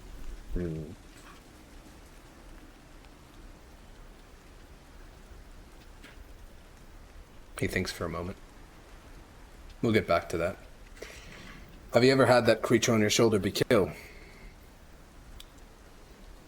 Out of character, I don't think so. I can't imagine why it would. But no. Still Shake not. her head no. Interesting. Has it ever been far away from you? I also don't think so. So no. We'll have to do some tests in that regard then. Well, I think that's all for tonight. He stands up. He's tall. And with the candlelight reflecting off the bottom of his face, he looks rather grim. Thank you for this. I found our talk an interesting one. Between you and I, I'm not convinced you have a shred of loyalty to the Empire, but you're very good at repeating the phrases that they told you to. We'll figure more about your powers. I think that this can be a wonderful relationship. And he gives you a smile that seems to, like, not reach his eyes. It's very chilling. And he will, without waiting for your reply, leave the room. Okay. Once it's just you and Fluttering One, he is concerned. Bold, underlined, concerned. Yeah. Yeah. Okay. I'll probably talk to him a little bit, like saying like he could see you, or Yeah. could tell you were there. He will flit in front of you, and he'll sort of speak out loud in Sylvan and say, "I don't like him. He's dangerous." Doesn't seem like we can get away from him very easily though either. Probably not, but he's the ones that brought us here. He's isolating us from Placentia. Even Father Hyperion seemed to actually care for us.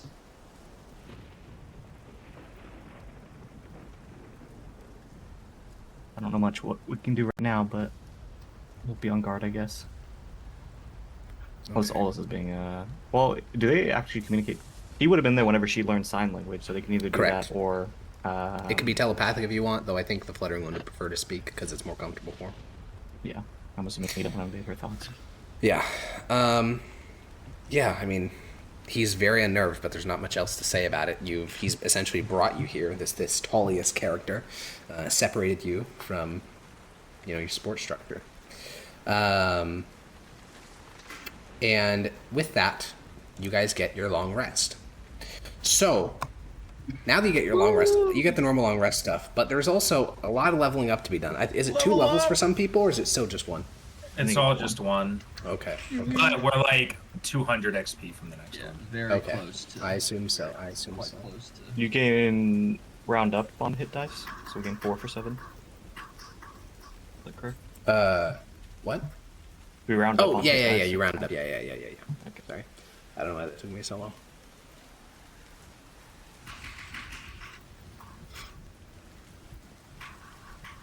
Are we rolling for hit points? Indeed, we are rolling for HP.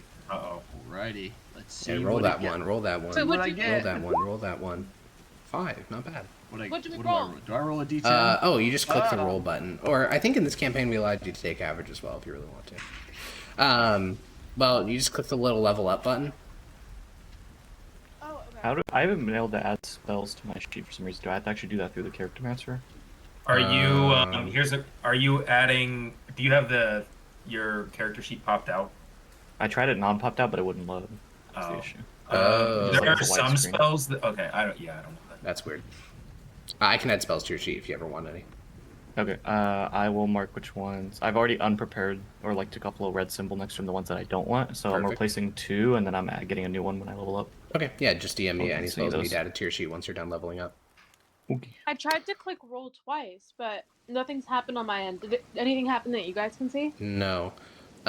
You can just take average. It's not a big deal. I think in this campaign we allowed average. I'm like 80% sure. Actually, I can just check my character creation rules for this campaign.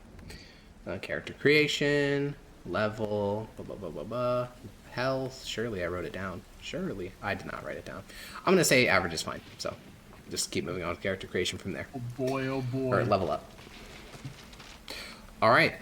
Well, you guys are working on this. We're going to take a 5-minute break on the stream. Well, probably 5 minutes. We'll come back when they're done leveling up and continue with Pax from there. We're back. Welcome back. We're like 99% done leveling up. There are some individuals holding out because they want fucking feet. So we're going to pick up.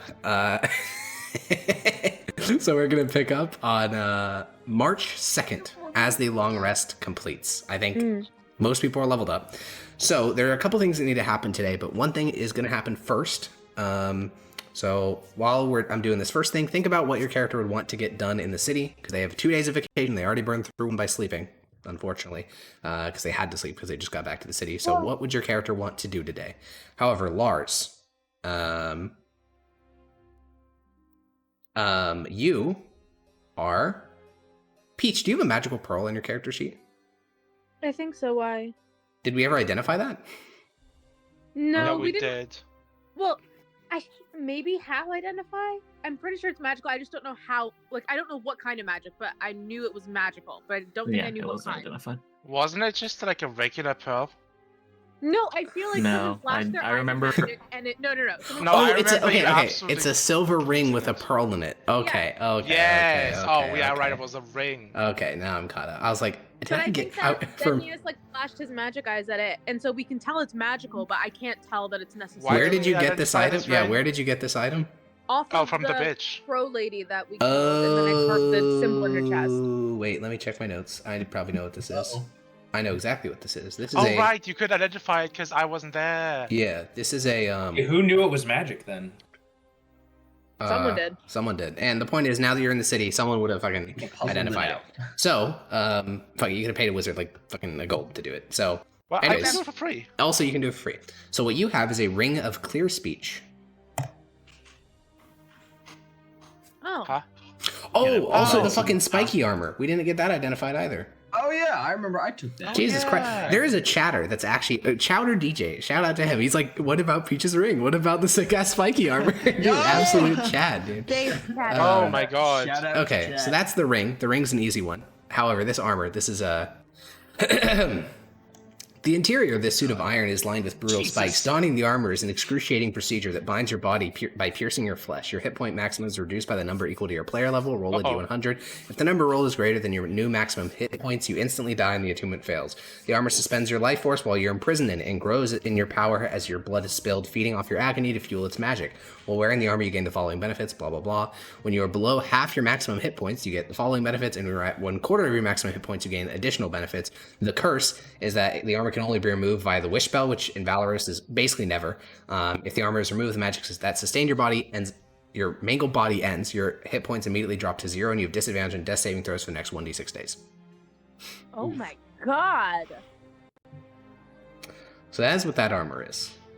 It's not evil, but it is cursed. Just quick on the differentiation between those. Evil items are typically created through some horrific magics like body sacrifice or something like this. This was not made through the mass sacrifice of people or anything like that. It was just an enchanted item, probably from a very long time ago, that is sadistic in nature, but not necessarily evil. There's a slight it's missing a pretty large point of information. Mm-hmm. What type of armor is it? It is plate armor. +1 plate then. Yeah. How much can I sell this for? Well, or +2 or +3. Or +3, yeah. Yeah, well, sure. if you- let's think Yeah. of what we could do with this. We could put it on someone we don't like. Or you could put on Maximus. Yeah, totally. It's, They're gonna wear this. it's- Not it's spooky at on all. Mickey, and Maximus is just gonna go and see. Put what it on price he Mickey. can get for it. So it's That's like- valid. Oh my god, he's selling all the stuff to hoard the What? money This is again. so good, though. Yo! This I would did be it so last time, great. and none of you guys said anything. But It this was is like great. immensely Well, that's 'cause you strong. Shouldn't you paid- equip this? I think I said something and you paid me off to not. What's the HP? true. Like what? 70 something? Mine's 59. Fuck that. What? How is the HP? All right, that let's low? do the math on how. Okay. Okay. More HP than Max? There is a. What If you put actually on this is armor, in there's a armor? 50% Wait, how chance do I you have the die. same HP almost? I've had a few bad Sure. rolls. What's Oh, your can you con? give me my shield back? 15. Yes, I will give you your shield back. Yes, I'm gonna Thank go you, get thank mine you. fixed while we're here. So, just to sum up the haul from Gela Isle, you guys got a Ring of Clear Speech, an Eye Patch of Fortune, Swordbreaker, aka Fang, I think is what you renamed it to, and an It's Iron Fang. Maiden. Oh, I should rename the magical item handout just so I know what I'm. Yeah, because this is basically a like roughly 1 and 2 that I just die. Yeah. Yeah. I mean, they can always pay for a Revivify, just a couple hundred and gold. which one happens first? Your hit point maximum drops, or Your roll hit the point D100? maximum drops, and then they roll Wait, the D100. Okay, yeah, it Be- just straight up. Oh, it it's straight up will skewed. be. So It will be a both- 50-50. Yeah. If I since were we to put should it have known up. about this before we technically leveled up, me or Zednius can take Remove Curse if we want to. I That don't would think basically Remove make Curse it works work on on magical except items. that this That doesn't item work. specifically doesn't work on Remove Curse. It says Oh, I didn't see wish. that. Only wish. No, Oh. that Yeah, and no, Wish it says Spell it is, says like, to take it fucking off, incredible. right? Oh, unless Yes. the Correct, curse is yeah. broken via. Well, that is the Yeah, only curse in and- the item, yeah. Does that can't mean take it off, yes. Does that mean the curse can only be removed via wish, or the armor Yes. can only be And removed? the Pretty curse much, can only be right. removed via a wish spell. Yeah, that's I see. how I interpreted it as well. So yeah, that's Well, I the think- Iron Maiden. That is that armor. It's pretty gnarly. All right, feed the goal. Let's go. Chop chop. That's not happening. No, Nope. we need money. No. Why feed to Hagal Hagal already got so I don't think we much. can- and hoard the gold tomorrow? That little bozo I don't is think already realistically we swimming in can magic. easily sell a cursed item because anyone who Well, identifies let's it will know it's find out, cursed. shall we? Yeah, so well- it might probably buy we it. might be able ideas to- for what I want to do with my day. Perfect. here- Well, we're here's gonna the- start with Lars. Spicy Thanks. on me, even. So Lars, you wake up in the morning. You head down to the continental breakfast with Gore. In lesser establishments, they complain about Gore being inside, but 10 gold a day from the Department of Faith is more than enough for them to not complain. So as you're eating breakfast, a courier approaches you.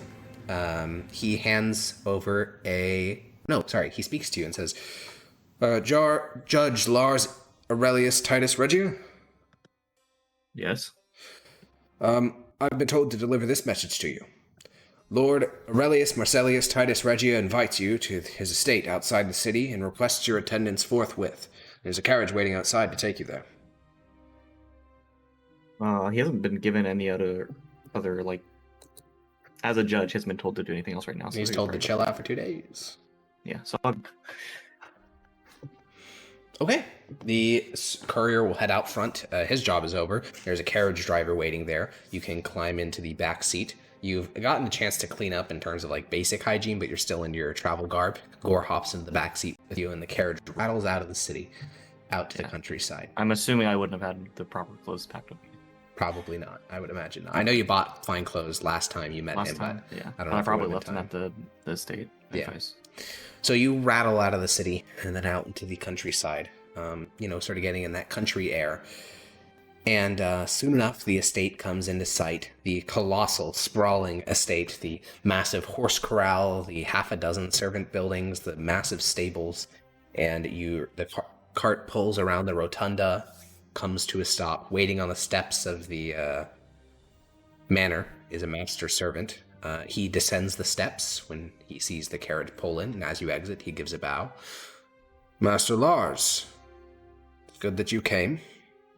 I would be more than willing to take you to the bathhouse and acquire some proper clothes for you before you meet with your father. Yes. Thank you. Would you like a replacement for, he gestures toward your eye patch. We have a large number of colorful silks to select from. This is the treasure one, so I'll say, sure. I'll just keep this one on me though. Of course. And he will lead you through the first floor of the building. Gore dutifully follows behind you. Gore will not be required to bathe because he will not be joining you in meeting your father, but he can get a bath if he wants. You will be... Obviously, they'll offer you a servant to help you scrub you down, but you declined it last time, so I imagine you declined it this time as well. Okay. Yep. You bathe yourself, scrubbing away, the dirt and muck, and by the time you are done, a full outfit is laid out before you. The fashion has changed in literally the 2 months since you last bought your fine clothes. It seems like the fashions have slightly altered in Mythos. Spring is in, and so the loose flowy garbs have grown more loosier and flowier, and spring colors are all the rage. And there is a teal silk sash to cover up your eye, some other bright, floral colors to be worn by you. And the master servant has several treats prepared for Gore to lead him away. And as you exit, the master servant says, "Your mother is waiting in the sitting room. I believe she requested to speak with you, and I will take care of your hound." Is this before or after meeting with my father? I believe your father will meet with you after. Odd. And the servant will withdraw with Gore, walking through the fine marble-tiled corridors of the Regia estate, and you will make your way over towards one of the sitting rooms, the one's closest to the back veranda. Your mother is there. As always, she's a bit aloof. She's currently tending to a rather exotic plant. You don't really recognize it at all, actually. It has a bright, sort of purplish coloration on the leaves, which is clearly not from around the Regina Peninsula. She doesn't even notice when you enter the room. Nice. I'll walk up. I don't know if I don't know if I'd actually address her as mom or her name. It's up to you. I'll address her name. We've not been in a great relationship. I think it's Vespania. I think that's her name. Something like that. Something like that. Let me check. I have it written down. One moment. Pause. Halt. Latoria, your sister's Vespania. Yeah, you say Latoria, and she seems to sort of awaken a little bit. She blinks and glances over and says, "Oh, it's you. Your father wanted me to You requested update." to speak with me? No, well, I guess so. What did your father want me to tell you? Oh, yes. Your brother is with the 9th Legion out on the plains. He suffered a combat injury. And your sister was moved away with her husband. Oh, yes, cousin Titus has won an art competition.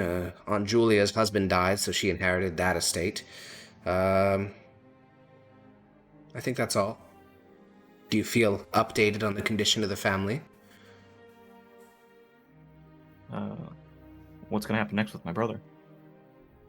Well, he'll stay with the 9th Legion. Your father said something about sending a cleric to go heal him, but I don't know.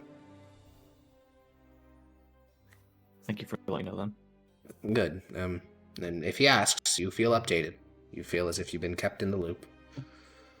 Yes, thank you. He's on the rear veranda. You should look at the Arboretum when you're out there. It's looking quite fetching. Keep an eye out. She returns to the plant, and she turns towards the plant, and her face sort of softens, and she's just smiling as she looks at the plant. I guess I'll go meet with my father. Yeah, you click across the marble floor, walk out towards the rear veranda. It's not sunny. The weather around here is quite shitty. It's still February, but there's no snow, and your father is seated in a chair looking out towards the vast pasture land before you. Everything that you can see from this back veranda is owned, not just by Clan Regia, but personally by your father.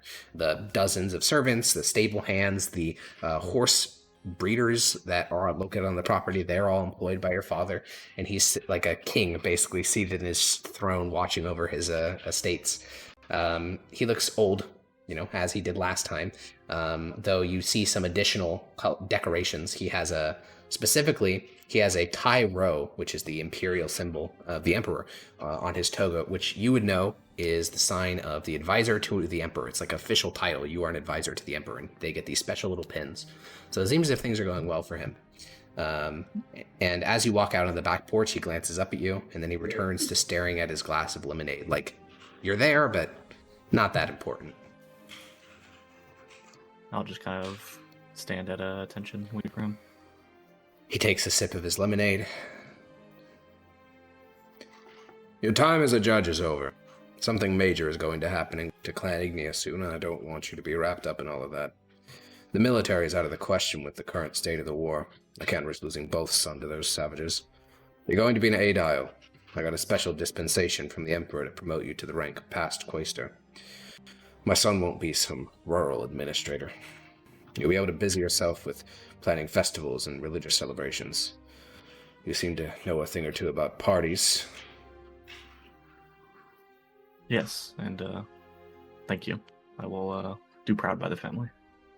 You have the rest of today to tend to your affairs. The carriage to take you to Reggie has already been prepared. He says it basically like it's an order, and with a harshness that makes it sound like a punishment. But you realize that a direct promotion to Aedile, which is a rank you guys haven't really encountered in this campaign, it's the one just above Quaestor, is basically unheard of. It's pretty standard in Mithdosian society. You have to be a Quaestor, then you become an Aedile, then you slowly work your way up through the ranks. He has essentially fast-tracked you, probably by the personal word of the Emperor. So, despite his rough demeanor, it is a pretty large gift. Yeah, and I think after our last conversation at the estate, I already know how he's feeling about things. Yeah. Well, do you have any affairs to tend to in the city, or can you leave now? If you need me to leave now, then I will do so. The carriage leaves at the same time, regardless.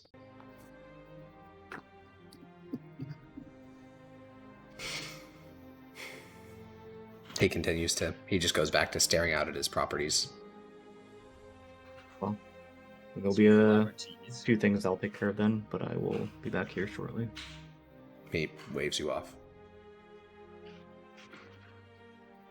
Leave. Yeah, you walk away from the veranda, head back into the building. The master servant is waiting there with Gore. It's, you were raised in this sort of environment, but it is really uncanny how they're just like always there. Like servants are always around you at all times. Even on that back porch, there was a servant just sitting there with a tray and a additional pitcher of lemonade. They're just there, it's kind of hanging around. And here, in the doorway, the master servant is there, like he was listening to the whole fucking thing, and he says, "Master Lars, do you intend to return to the city?" When is the carriage leaving at? Just after dusk. It's a long-distance carriage, so it should be more than comfortable for you and your hound. Yes, then I will return to the city to take care of a few things before we leave. Wonderful. And is there any request you have for your journey to Regia? Any items to be prepared for you? Would you like your own room in the family estate? Very much so, if it's allowed. Of course. There's no one else living there at the moment, so you'll be the sole occupant. Thank you. Then I believe that'll be all. He gives a bow, and you head out towards the front rotunda, Gore following you behind.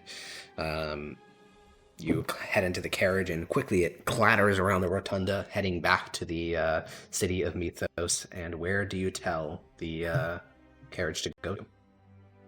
Were we all staying at the same place before? Correct. You're all staying at that very, very fine inn. I'll go there and try to, I guess, meet up with everyone Sure. before I leave.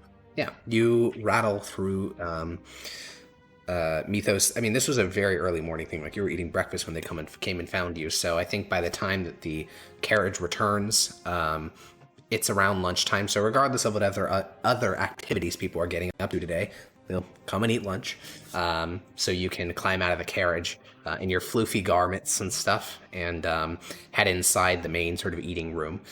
You see Severus and Zednius in a booth talking to one another, eating their lunch. And Severus and Zednius, you guys look up and you see the strangest sight ever.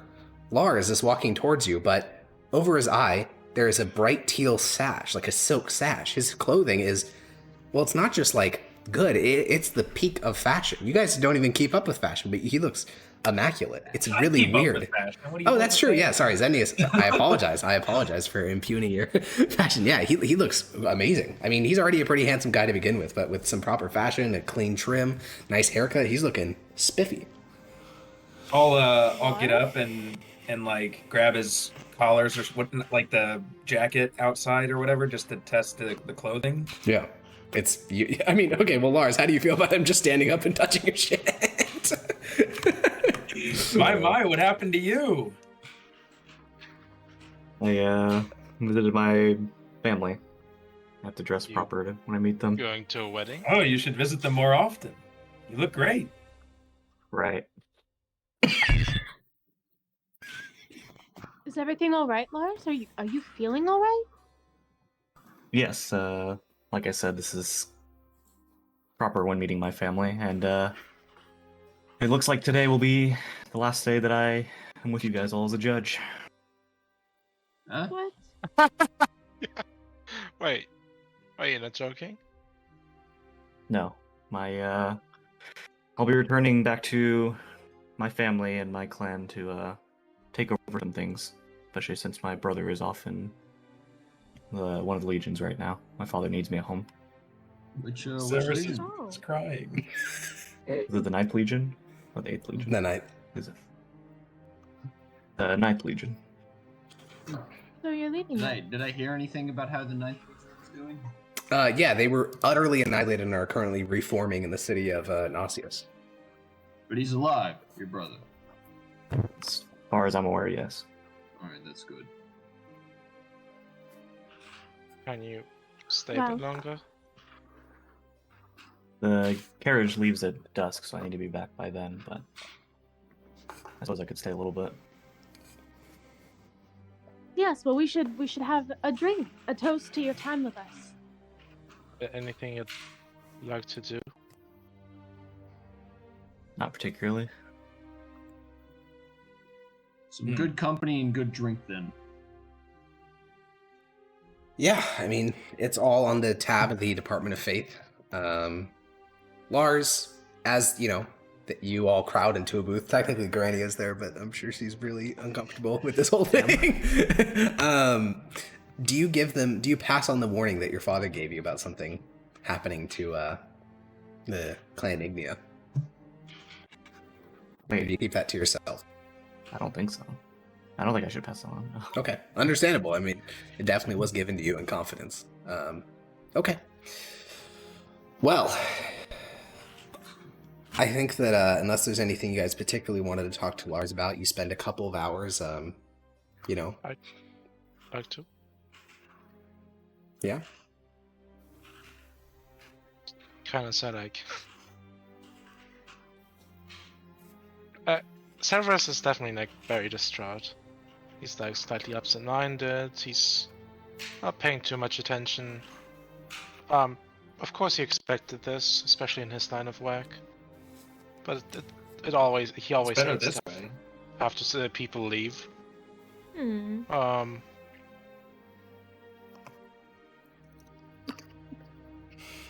Yeah.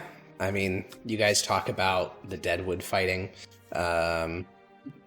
You talk about, how he saved your lives a great many times, how he's, indomitable, literally never fell. Lars, do you talk much about your family situation, about why, it seems to be a bit sudden, or do you keep that all to yourself? I have a little speech thing I'll do at the end. Yeah. Then, yeah, you guys just reminisce. You've been together for about, let's check. I think it's been 6 months now. Yeah, about 6 months, 7 months. It's a non-insubstantial portion of time. Saved each other's lives a lot. And I think after about 2-3 hours, if you want to get back home before the carriage arrives, you want to have a significant buffer, because you can't imagine how fucking apoplectic your father would be if you missed it. So I think as it's nearing like 3 or 4 o'clock, you start to like wrap things up, stop drinking, calm down a bit. I'm going to write my home address on a piece of paper and Yeah, say to your estate, right? Yeah, Okay. yeah. And hand it to Lars and say, if you ever need anything, here's where I live. You send a letter there, it'll get to me. But Thanks. this is Although goodbye, that's probably goodbye. plenty busy for a while, so I don't know if I'll be course. visiting anytime soon. Or if I have downtime and you need assistance with whatever you're doing over there, I heard you're rebuilding something. You'll just, Regardless, I owe you a favor. So, I appreciate it and hope I have time to take you up on that sometime. Well, seems like it's going to be about that time I got to start heading back, but when I first joined this group of judges, I was a very different person I'm not particularly proud of anymore. But a lot's happened since then. Being able to meet back up with my cousin and those brushes with death weren't something that I could easily walk away from unchanged.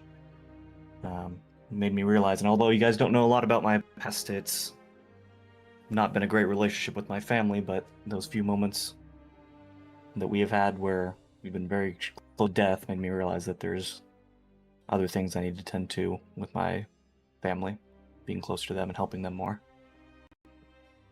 Good for you, Lars. Well, my the estate that I'm staying at. So if you guys all ever have time, but otherwise I'll probably be mostly busy. I won't hear from you anytime soon. Well, if we're ever in the area, I'm sure we'll all love to pass by. He'll nod. Well, It good was luck to great you all serving then. with you, Lars. I know it's probably have a lot of troubles ahead of you guys as well, but hope that whatever it is works out. I'm sure it will. I'll miss you. Renesmee will kind of try and give him like a pat on the back, like on his shoulder. You know what I'm talking about? Like that bum bum. It's been nice, friend. He'll just nod. All right. Go to shake his hand. He will gladly shake your hand. You'll be missed, Lars. Thanks, and Yeah. stay safe out there. Lars, Try our best. You are the backbone of this party. You know the kind of trouble we get into. Yeah, I know all too well, unfortunately. you stand up and start to exit the bar. Gore, glances back at the party, the battle-scarred Doberman. And He made it through everything. Poor oh puppy. yeah, I mean he almost died a lot. He got really close to dying a lot of times, but he never did. And I'll just whistle to him. yeah, and the two of you guys leave the bar, and I'm not going to say never to return, but certainly not to return for a long time. And now, back in time. This morning, yay! It's the morning time. None of that has happened yet. What do you guys want to get done today? Nice. I have some shopping to do. Yeah. And Oh, some, no. Black market curse deal. I don't know what you mean. All right. I have some money to spend that's all the parties, but actually all Maximus. It's called the Maximus tax. It's the tax I take for yeah. I mean, being the party's entire storage everywhere. As an imperial judge, he's actually invented this new law called the Maximus tax. I am the decreer of the law, and that is the law. And there you go. That I and mean, I get up proof. earlier than all of you schmucks, so I'm just gonna Well, leave. yeah, based. As long as you Fucking as long as you spend it towards stuff that's gonna help us all in combat. He's gonna By helping give you, Mickey then. new Yes. diamond rings. I don't know about that. Please don't And spend it bedazzle his on, hooves. on useless garbage. When have Well, I ever spent any let's- of our money on? Yeah, this? let's start spending some money. So, Severus, what do you want to get done today? I want a magic bow. For the Great. 50 Where are you going to millionth buy time. something that's magic? Yeah, that's true. Not there aren't any magic shops now. It's unfortunate. I'm gonna ask the Department of Faith and the Department of Magic. And the All right. War. You go to the Great If they Department of would- Magic, since you're already near the Imperial Complex. When you get to the door, they say, "Hey, what's your name?" And you say, "Severus Octavius Alice Ignia," and they tell you to leave. Then you Even go- if I show them my judge's badge. yes, then they tell you to leave. Actually, that would be like times 2 reasons to tell you to They tell leave. you to leave extra. Yeah. What? Yeah. Is this like normal? Yes, the judges are members of the Department of Faith. The other great departments will not really bend over to help them at all. No, bend over, but we're like respected within the Empire. Within They, the like, Department at of least- Faith, and technically If the they were, people that like, you're ordered subordinate to. over. Yeah. Yeah. But like, isn't Yeah, just to keep in mind, so the judges, they're very high ranking, but so the order goes, the great departments, well, it goes the Emperor, then the great departments, then like various people of rank within those great departments. So There's like a reason this- we're trying to keep our favors. Yeah. If you They guys don't had like like a +3 with the Department of Magic, we'd be having a whole different conversation. But as a neutral, they're like, you're not a part of our department, you're not a part of our clan, because you're not clan Fabricia, you're clan Ignia. So that's like 2 reasons for them to just ignore you. And just being a judge, you can't order them to be like, hey, I need you to I'm forcing you legally to let me use your services. Just go ask the Department of Faith. Correct, yeah. yeah, I guess. Yeah. So you head to the Department of Faith, and you will find yourself sitting before, well, you go through about 3 layers of bureaucracy, but every single time you're like, here's my judge's badge. I'm an Ignia. I would like assistance, please. And you eventually get referred all the way down through the bowels of the Great Department of Faith to a quiet little office chamber, and sitting across from you is a person with an incredibly lengthy title. Magical procurements and research on, anomalous magical developments. And you are sitting across from this bookish man with that little title plaque on his desk. And he is looking across to you. He got a little fireplace in the corner. He says, wow, a judge. Hi, how can I help you? Well, I went to the Department of Magic thinking they might help me, but they just turned me away. Oh, yeah, those guys are real snobs. I thought that, being a judge and all, like, they'd at least hear me out, but they just didn't even listen. Well, yeah. Anyway. I tried to apply to them, but they said that my information was lacking.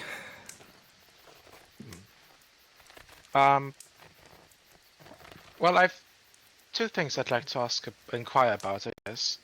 First, is there, well, you're the head of procuring magic anomalies? Yes, sir. No, that's my research aspect. Yeah. Sorry, that's my research. Very confusing. Yeah, so I procure magical items at the request of members of the Department of Faith, or things that are currently in stores that we captured in raids, or things such as that. And then I also do research. I mostly do research. Anyway, is there any way for me to procure specific magic items? If we have it, I'll let you know. Our selection is a tiny bit limited. I'll smile at him. How limited are we talking? Well, so last year, there was a interdepartmental conference about the storage capacity of all the things we were holding. And it was given a decree by the Emperor that all non-holy relics should be given over to the Department of Magic. So at the moment, we have around, back of the napkin, 250 holy symbols, several magical censers, I think one enchanted mace, a lot of bones of saints, a tabard, a banner, a couple of holy prayer books. I believe you have a sheet of the original Varusian updated text. Okay. And since Foggy, part of your foggy, research is foggy. also procuring anomalies and magical things, have you maybe encountered in your research anyways? I'm looking for two specific magical items. Of course. I'm looking for a magical bow. That would be the Department of Magical War.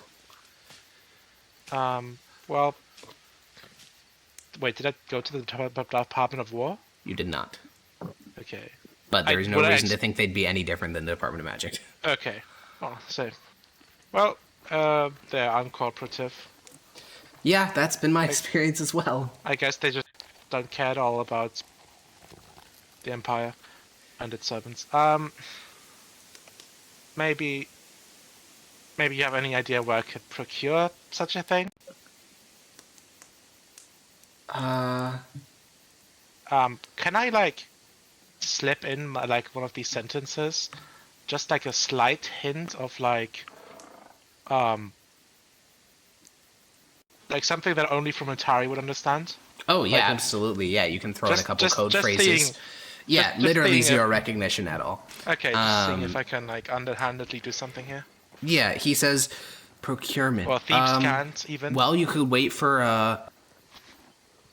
what do you call those? Oh man, an estate sale where someone's died. Maybe you can get something from that. There was an arcanist a couple years ago that died, and I managed to get us 15 magical items until the edict last year. Anyways, yeah, estate sales are a good way, especially if they're powerful noble families. They'll cost a pretty penny though. How come the Department of Magic doesn't interact with us at all? We're having a bit of a feud right now. But we're all part of the same empire with the same goal, right? I think the goal is sort of where we differ, to be honest. Same. Yeah. I mean, I don't want to. Obviously, I'm a guy low on the totem pole, but the way that I see it is, they're more in the research and winning the nation's wars with magic, and we're more in the purging heretics and uncontrolled spellcasters. And there's a bit of tension between those goals. Yeah. Of course, you're a judge, and whatever you do is good, so I'm sure that the Department of Magic is in the wrong if they're not helping you. Well. Classic Department of Faith propaganda right there.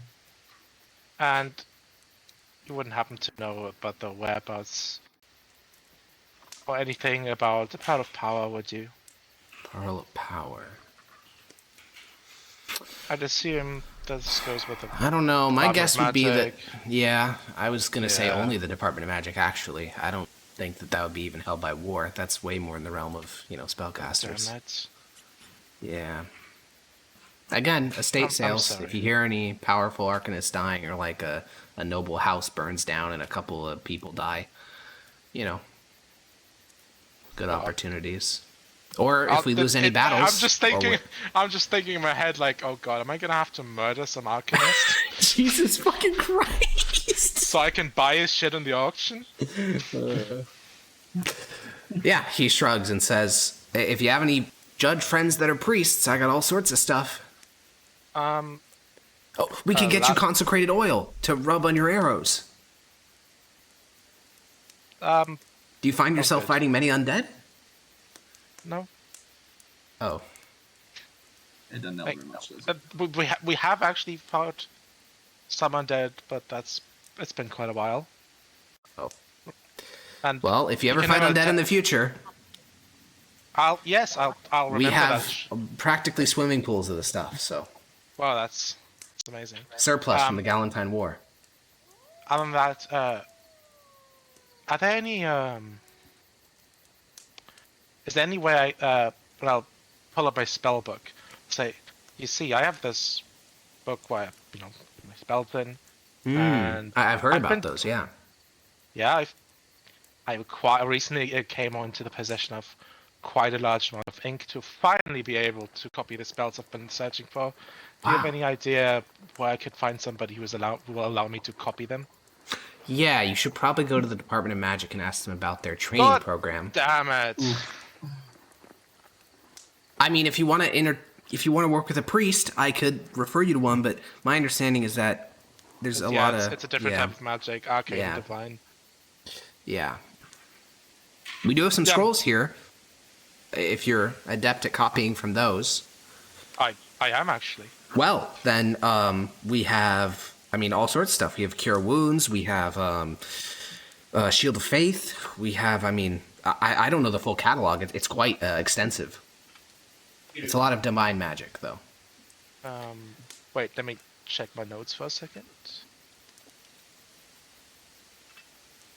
Built up Sorry, a Matt. ritual. Welcome back. Severus is trying to squeeze water out of a stone. I am. Quite This is the unsuccessfully. worst. He'll get his water eventually. Right, and How many of us are in Clan Ignia? 1, 2, 3, 1, All 2. us Two except of for, you. oh, really? Oh. Only two. anything. I'm in Fabricia, right? Yep, you and Zednius are in Fabricia, and Grania is not in any clan. No, she's in Fabricia. Fabricia, yeah. Yeah, so half of you are in the Department of Magic. It's not Severus. And what's Yes. Fabricia? Fabricia is the Great Department of Magic. Well, technically they're just a clan, but they are currently the heads of the Great Department of Magic. Got it. Alright, anyway. Any scrolls off, and I'll list quickly. Yeah. Rari's telepathic bond. I'm just going to tell you, if a cleric can cast the spell, they probably have it. Yeah, but there's some. What? Yeah, this is what Like what part of I Hyperion you assume cast? that. But I'm asking if there's any of non-cleric spells. No.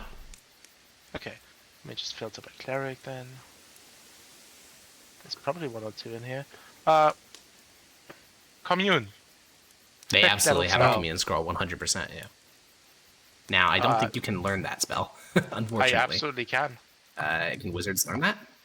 I'm not a wizard. I'm a ritual caster, and I will copy it into my ritual book. We talked about this before. Yeah. Ritual caster allows you to. Oh, it's a first level spell, though, right? Not 5th level? What? Oh, if you come across a Ritual spell in caster? written form, such as a magical scroll or a wizard spell, you may be able to add it to your ritual book. The spell must be on. The spell is for the class you choose. What class did you choose? Fuck, I just wizard. Wait, let me find a spell that's with as a wizard and cleric. Surely there's one. There has to be one, I'm sure. There literally is. I think Feign I just. death. Feign death. That sounds like a wizard spell. That has to But be that's also like an incredibly useless spell. yeah. Gentle repose. Don't care That's about actually that not bad. one. That's not bad at all because It's not bad, but we already have that in the party. Do you? Hey, gentle so? repose. Save that one really cool. Yeah, I don't think anyone in the party Right? has the spell because there's no other Oh, wizards in the spell? party. Gentle Sure, repose. No. I'll take a gentle repose, I guess. Perfect. Yeah, he will Take go what I can recover get. that scroll for you and bring it back. It'll cost you 50 gold to transcribe, I think. Oh my god. 50 gold? What? I think that's what it is for ritual cast. Yeah, it's 50 GP per level actually, so it's 100 GP. Yeah, I have 14 pots of arcane ink with 5 GP each. Yeah, because those are for Oh normal my spell God. levels. The ritual caster costs more than a normal wizard spell, as far as I can tell. Does it? It looks like it does. Wait, let me I'll check double the go check wizard the list base real wizard quick. 5e. Yeah, I'm doing the same thing. Base wizard, let's see. Oh, no, it doesn't. So I did scale it. Okay, then it's going to cost you 10 gold and 4 hours to transcribe the gentle repose. Yeah, I have. I'll just. Okay. Yeah, I have 14 great. pots of arcane ink, 5. Yeah, you can just each. hang out So I'll here just in the early subtract morning 2. copying it. Perfecto. Where'd you get this arcane ink, by the way? It was in the office, right? Yes, Yeah. Raven pocket Tyrant's thing. Based. Okay. Let me drag it over to your sheet, and we can get you some gentle repose as a ritual caster. Huge. There you Yes. go. Anything else? Plus 1. Well, since they don't have any wizard spells, then Correct. no. Okay, well, he is very happy that he could help you in some way. You know, as you're sort of finishing up copying the spell after 4 hours, he'll say, well, thank you for your service. Wait, I believe this scroll gets consumed. It doesn't matter even if it does, but Okay. Just making sure that they don't like charging me for the scroll then as well. no. You have literally the maxed out reputation and you're part of the clan, you're fine. Yeah, They they will say do you everything. They will do It's everything they temporary. can. Yeah, they will do everything they can to help you. Right. I'll tell you right away. The next thing I'm doing is I'm going. Well, you're going back to the tavern because you need to be there for when Lars gets there. For Oh, lunch. yeah. And then after that, Oh, what do you want to do? I'm going to all the shady places I can think of to ask about black market of magic items. Okay. As a Fermentari, you would know there were like 3 missions that you were put in where it was guaranteed you killed everyone involved. If there were nobles planning or rebelling against the Emperor, everyone there is going to be killed. Not even like publicly, you're going to assassinate all of them. If there's an underground magical selling ring, you're going to kill all of them. And if the wizard is trying to learn magic outside the Department of Magic, you are going to murder them. So you may be able to find this, but you should kill all of them if you do. It would be treason not to. kill Yeah, them. it's like one of the highest crimes because they don't want like a secondary world of magic getting built outside the Department of Magic. Well, I'll try to listen around and use as many contacts I can tap anyways. Nice. Classic. It does anyway. Nice. The moment Nice. it's What do you mean? mutually beneficial. What He's do you gonna mean? kill I'm them all, of plausible course. deniability. Yeah, and he's just gonna say kill them all, I'm of just course. chasing them down. Yeah. Then Roll I'll me take that a. shit and use it. Let me This is roll like me grade a. A bureaucratic corruption right here. Yeah. What would be the check for this? God, I wish we had a streetwise check in this edition. It's the one thing it's. Do as fucking I say, missing not now. as I do, huh? Roll perception at advantage because this was literally your job for a long time. Perception. Not investigation. At advantage. Not. No, not really investigation because you're not looking into shit. You're just listening and perceiving. Arcana, Kupka? No. No. I had to, No. because I have a +9, I had to ask. That's fair. That's fair. I respect the grind. Worst he was Inshallah. gonna say was 18. no. Okay, you head down to the harbor for about 4 hours. I'm just going to warn you, because of how limited the window that you're listening for is, that's impacting your success here. So you head down to the docks for about 4 hours and you listen. I'm willing and you, to spend as much time as I can. No, you're not, because tomorrow you have to go do shit, so you're limited in the amount of time that exists today. It's only 24 hours. So you head down to the docks and you listen.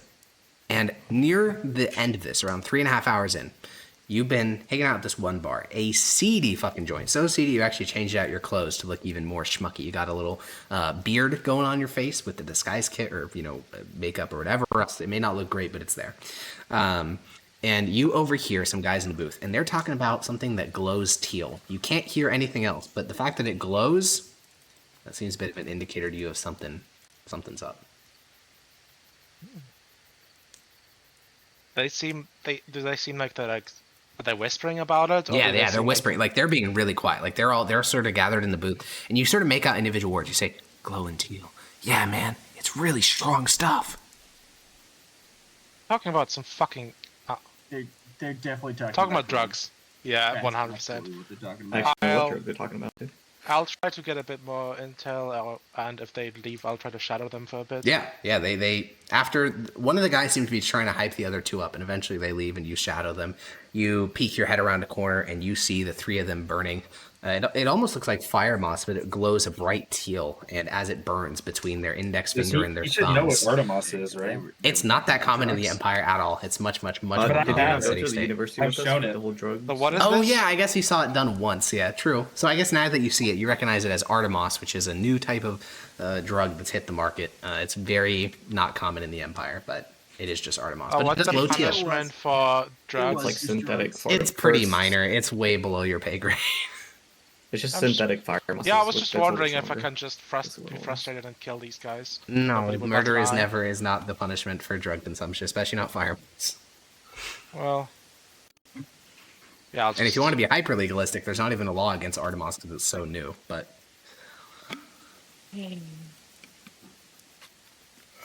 You know what? I'm opening an Artemis. What colony. department cares about the drug trade? Civility? coin, civility, faith, a little bit, all three of them. If I can manage to spend some time, I'll try to find out where they got it from, either by listening to them, Sure. or if that doesn't seem to work at all, I'll try and last-ditch efforts to like pretend I'm also a druggie and ask to buy from them. So you can Oh, do why they this, bought it. but tomorrow, when there's some shit that you need to do for the Department of Faith, because he said you had 2 days off, you're going to be exhausted. Oh yeah, no, then no. Okay. This is not worth it. I was just thinking maybe I could. That would be cool. I'll It's get just a that's like little a bit full, reputation. yeah, that's like a full long rest activity, not a like 4 hours I thing. also want to do something before we go on our adventure. By the Yes, 100%. We got way. Okay. a bunch of people to go through. So Severus, unfortunately, the evening, there just isn't enough hours in the day. It's fucked up that days work like that. You know, if they could only be longer. But Can you I have at no least buy choice. mithril arrows? Yes, absolutely. Those are sold on the market right now. Let me see. I need to check something. There is a mithril Yeah, incident that close to the happens. crash. Yeah. Yeah, exactly. Well, Yeah, actually, was there here- a legendary so mithril crash? The fucked up thing is, Dota, that's a a, recent that's a one. crash in the city state. It's actually a spike in the Empire because that's where the Oh. yeah. So we got to see where it happens. Let me pull up my Oh tracking no, sheet. that means wait. Oh fuck. Wait. Oh. No, I just- Mithril wait. prices Holy shit. adjust. You guys are fine. It's in a couple Time to months. flip. Is he So going mithril plate over there? so it costs you 50 gold per pound. Arrows weighs 0.05 by default, which means there's 0.025. So 0.025. How many arrows do you want to get? 20? Yeah.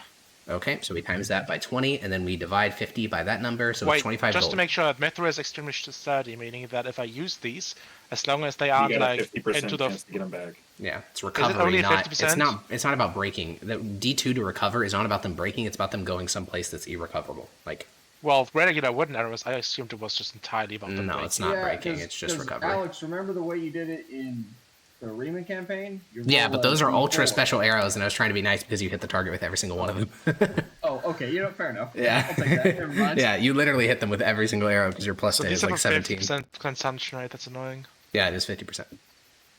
And I'll it costs buy, 25 gold for 20. 25 gold for 20, I'll buy 40. Okay, 50 gold. Yep. And they weigh half as much as normal arrows. Don't forget that. It's a good weight factor Yes. thing. Okay, cool. I assume you took care of all the money. That's all you're I assume that's all you're doing. Unless there's a way to get There's, mithril like, studded leather, like +1 studded leather. Mithril No. studded leather. No, Well, yeah, the- that does make sense. yeah, but you like need the +1. leather to be magical. But wait, didn't you get Was, +1 studded uh, Hydra shit? Yeah, but the last time. Lars got it. Like all the magic items are left. Giga Shag. Well, I was gonna Oh, ask about that. shit. Did we not have enough to make two? at the No, time? you didn't. You had scale mail and Hydra leather armor. I actually rewatched that VOD recently. For I mean, if we reasons. since the Lars thing technically hasn't happened yet, if you want to ask for it, you can. Well, no, it actually has now happened because we passed that. Also, it wouldn't be Wait, good for him how because do you- it's normal leather armor and not studded. So How do you write mithril? I keep Is it? mixing it up. M. One second, I'm IL. just gonna type it in. Is the it chat. M-I There or you go. M-Y? It's MITHRIL. Oh yeah, Hydra leather, not. Yeah, studded your leather. Hydra leather would be worse than Severus's normal studded. Well, sorry, it's the exact same. Okay, so Severus is done in the books. Thumbs up. Maximus, what's up? What Oh, you is it my doing, turn? King? Yeah, yeah, it is. Oh boy. All right. Well, first I have to go get my shield fixed. Perfect. They're just going to reforge it entirely because fixing mithril is functionally impossible. So they're going to charge you half the price it would normally cost. So how much does it weigh? It's a shield, so 3 pounds. So they're going to charge you 25, 75 gold to fix it. Damn. Those fuckers. Yeah. That's expensive as shit. Yeah, that Dwarvish Smith, the one who can actually work on mithril, he's going to charge you 75 gold. That's true, but he is kind of my homie. I bought a lot. I thought he didn't he hate you. No, that was also in Ravinium. This is a different city, so it's a different dwarf in a different city. Oh, all right, never mind. Yeah, dwarves are sort of it's like the opposite of an underclass. I don't know, like an overclass. They make so much fucking money, dude. That reminds me. Yeah, let me go see how much gold I have. What does it remind you of? The answer is plenty. Did Maximus piss off a dwarf? I thought that was No, I it was in did. this It was campaign. really funny. Oh, okay. That reminds me. He was like never selling to judges again because I think someone else mind. put I someone didn't- up to I him. didn't- Uh-oh, think it was that very- was in Ravinium. That was Yeah, in Ravinium. it was the in dwarf. Ravinium. Yeah. Didn't Rush Okay, also so piss off a dwarf? that's been done. Yes, probably. Rush Oh is yeah, good Rush with also dwarf, I did. thought. I don't know. Rush was Anyways, one-off. Maximus, you repair for 75 gold. Okay, so does selling magical items to someone else constitute like underground black market? If it's another item noble, selling? no. If it's a commoner or anyone other than as noble, yes. However, I'm just going to tell you this is not a one-day activity. This is a several week Yeah, long, maybe you have to like month-long set up activity. an auction. Correct. Yeah, through the Department of Magic, you have to set up an auction, or the Department of Coin. Either of those will work. Just wear it. Do not do that. No, Omega Law. I was kind of memeing earlier, but literally 50-50, you die and are I wish irrecoverable. spells, to remove the Honestly, curse. I would I'm have sitting won on that standby. shit. And I'm No, not going I, to give you a wish like scroll. Just it's I'm not Department of happening. Faith got wish scrolls. We can borrow. Oh, we can get a wish scroll. It's a carrot spell, right? Surely. I mean, do I Did have you to not be present for this purify- week-long process, or can I go up to the Department of Magic and be like, "Hey, yo, I want to auction this off." Start the No. process. They The will tell you to process fuck of off. the process. No, they won't tell you to fuck off. But the process of the bureaucracy, just to get the auction set up, will take weeks. Well, sure, but do I need to be present? Yes, for you that? need to be there to go through the bureaucracy. If you just give them the thing, they will just take it. You have to actually be there to like set up the layers. You have to fill out all the forms. You have to say who qualifies. You have to say what you're willing to sell for. You have to go be there at the auction. Yeah, it's a weeks long activity. Fuck. What's it made out of again? Just normal metal. Magic. Yeah. Ah, lame. Are you gonna try to scrap it for parts of mithril? What the fuck is wrong with you? That's a legendary magical artifact. I will buy an armor stand and put that on in my room for now. That is For the one additional day you're staying here? It's just something to be kept for later. If Okay, we get, great. like- You spend if we- like So if we get like months of long rest. then okay, I'll, you spend like 60 coppers to set up this armor stand. sure. That's Great. Just make sure you have that item recorded on your sheet. 'Cause if that item slips through the cracks, that would be wild. That would be, what's it like officially called? Iron Maiden. God damn it! What the fuck's happening to my character sheet? Because I don't remember where I have the art for it, but it looks like the Iron Maiden torture device. Yeah, I sort of imagine. Let me find it. I don't have a rod flash. I'm not gonna be able to find the original. I'm just gonna link what an Iron Maiden torture device looks like because it's cool. It's very cool. In room. There we go. Boom.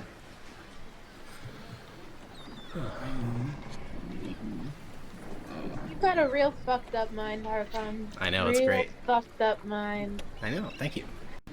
I cultivate it intentionally.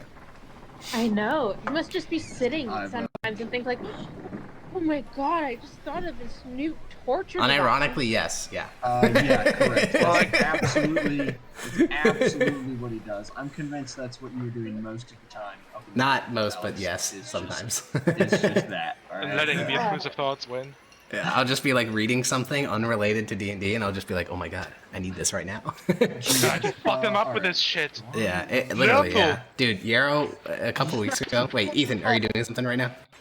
Are you doing I'm math on thinking. something? Okay, I'll let you think still. I'm just thinking. A couple weeks ago, one of the players in my other campaign messaged me with a, he just like, "Oh, this spell's kind of fucked up." I don't know why he messaged me this, but I'm like, "Oh, you're right, spell is kind of fucked up." And then it sort of sizzled in the back of my mind. I'm like, "Wait, that spell is really fucked up. I should give that to one of the enemies in this campaign." What And then spell? it did feeble mind. Oh my god. Oh, Dude, I have no idea why he mentioned So the spell to evil. me, and then like 3 weeks later, I'm like, "Oh my god, I have the perfect use for this." you know what's a really evil spell as well? Dream.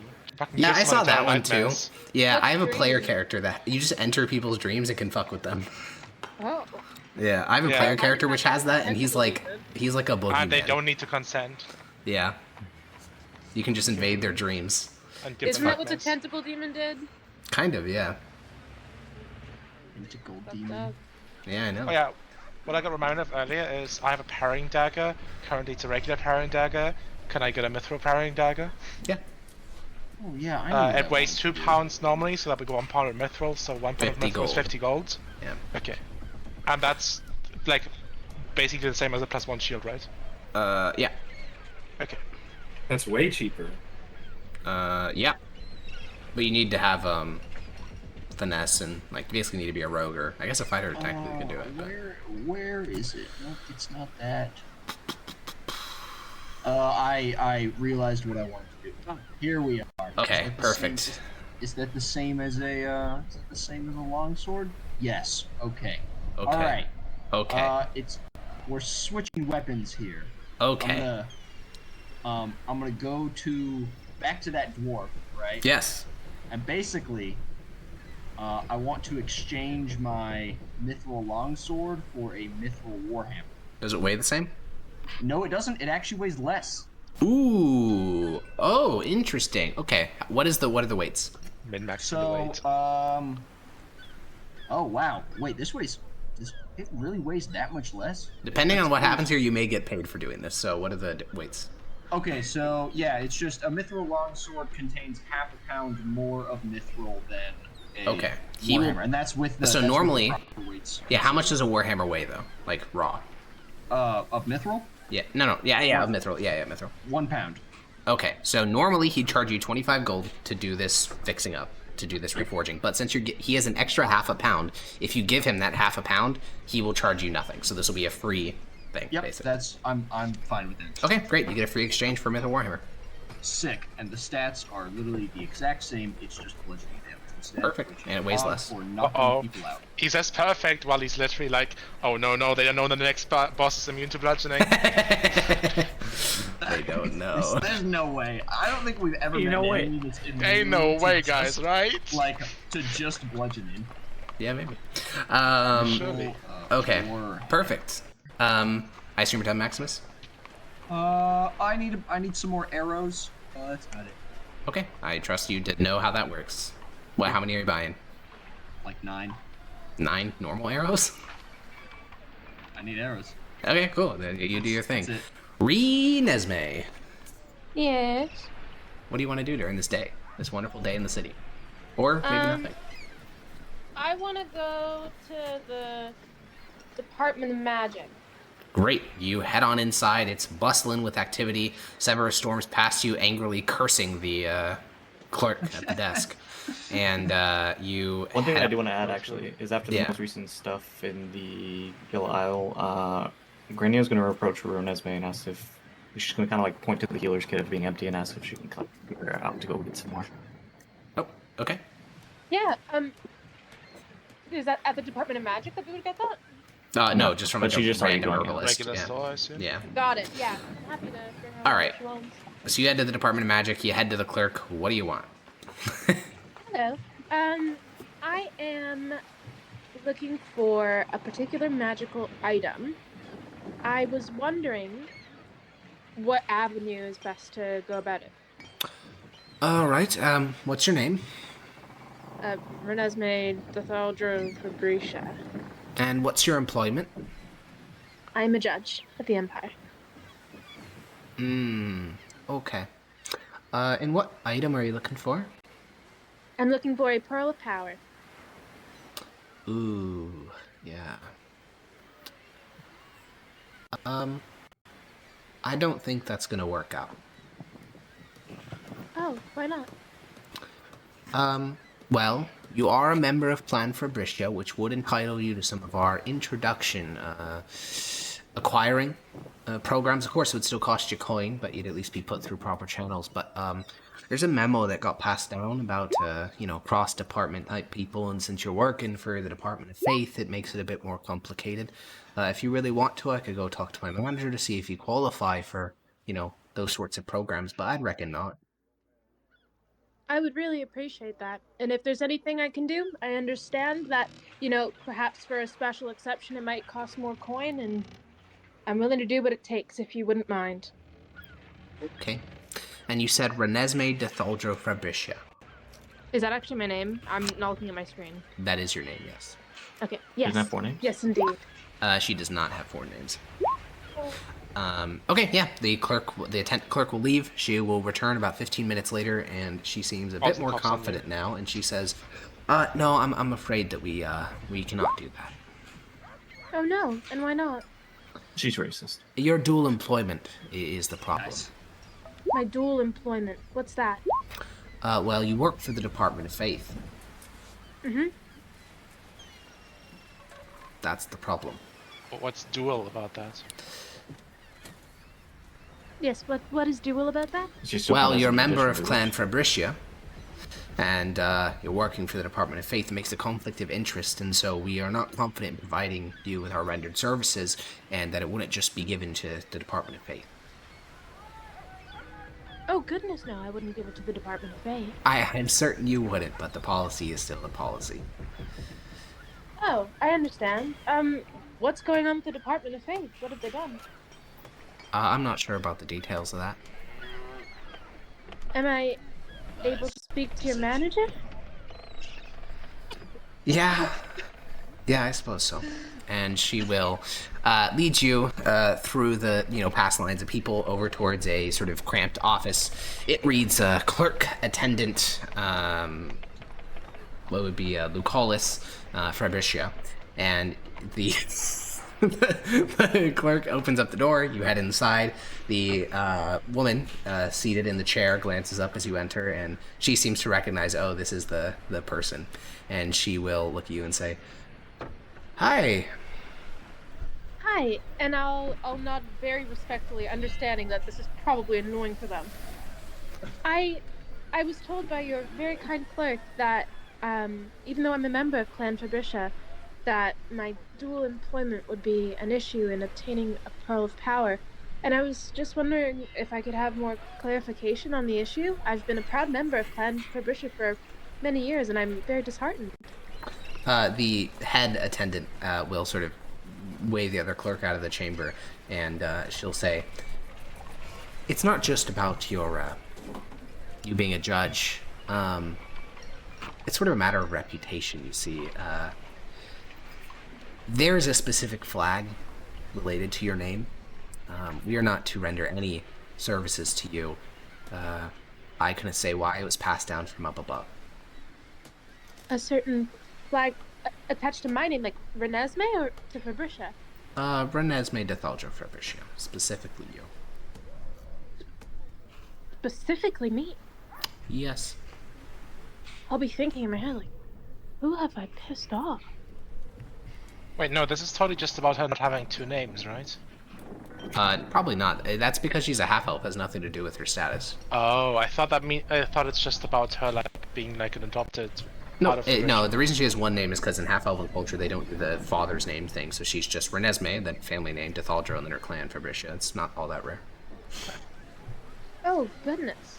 Well, I am just so confused. May I know what the flag says? It just says to not render services. You could reach out towards maybe anyone you know in the clan. A representative. It may take some time for a meeting, though. Well, I'm just so confused. Yeah. Pretty crazy. Okay, out of character, what does it take to charm person? The spell Charm Person. I have the spell charm I will person. let you know, Peach, out of character, Yeah. this is an extremely bad idea because the second it ends, they know they've been charmed and you'll be in very big trouble. Oh, Yeah, and fuck. if you do this, you're basically your character's It's going like to treason. campaign. Yeah. Oh wow.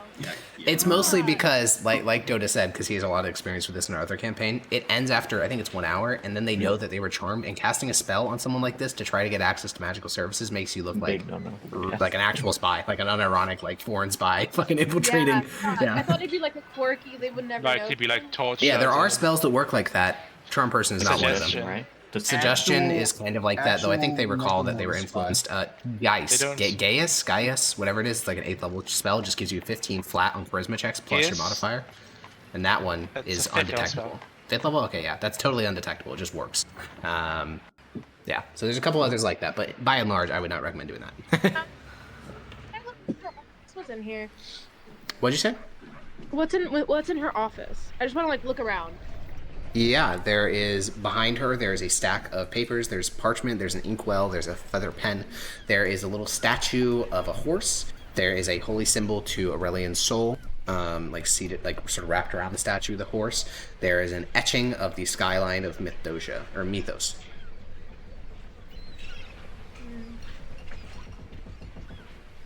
I see that you have a statue to Aurelian's soul. She glances back. Yep. Are you a woman of faith? Aren't we all?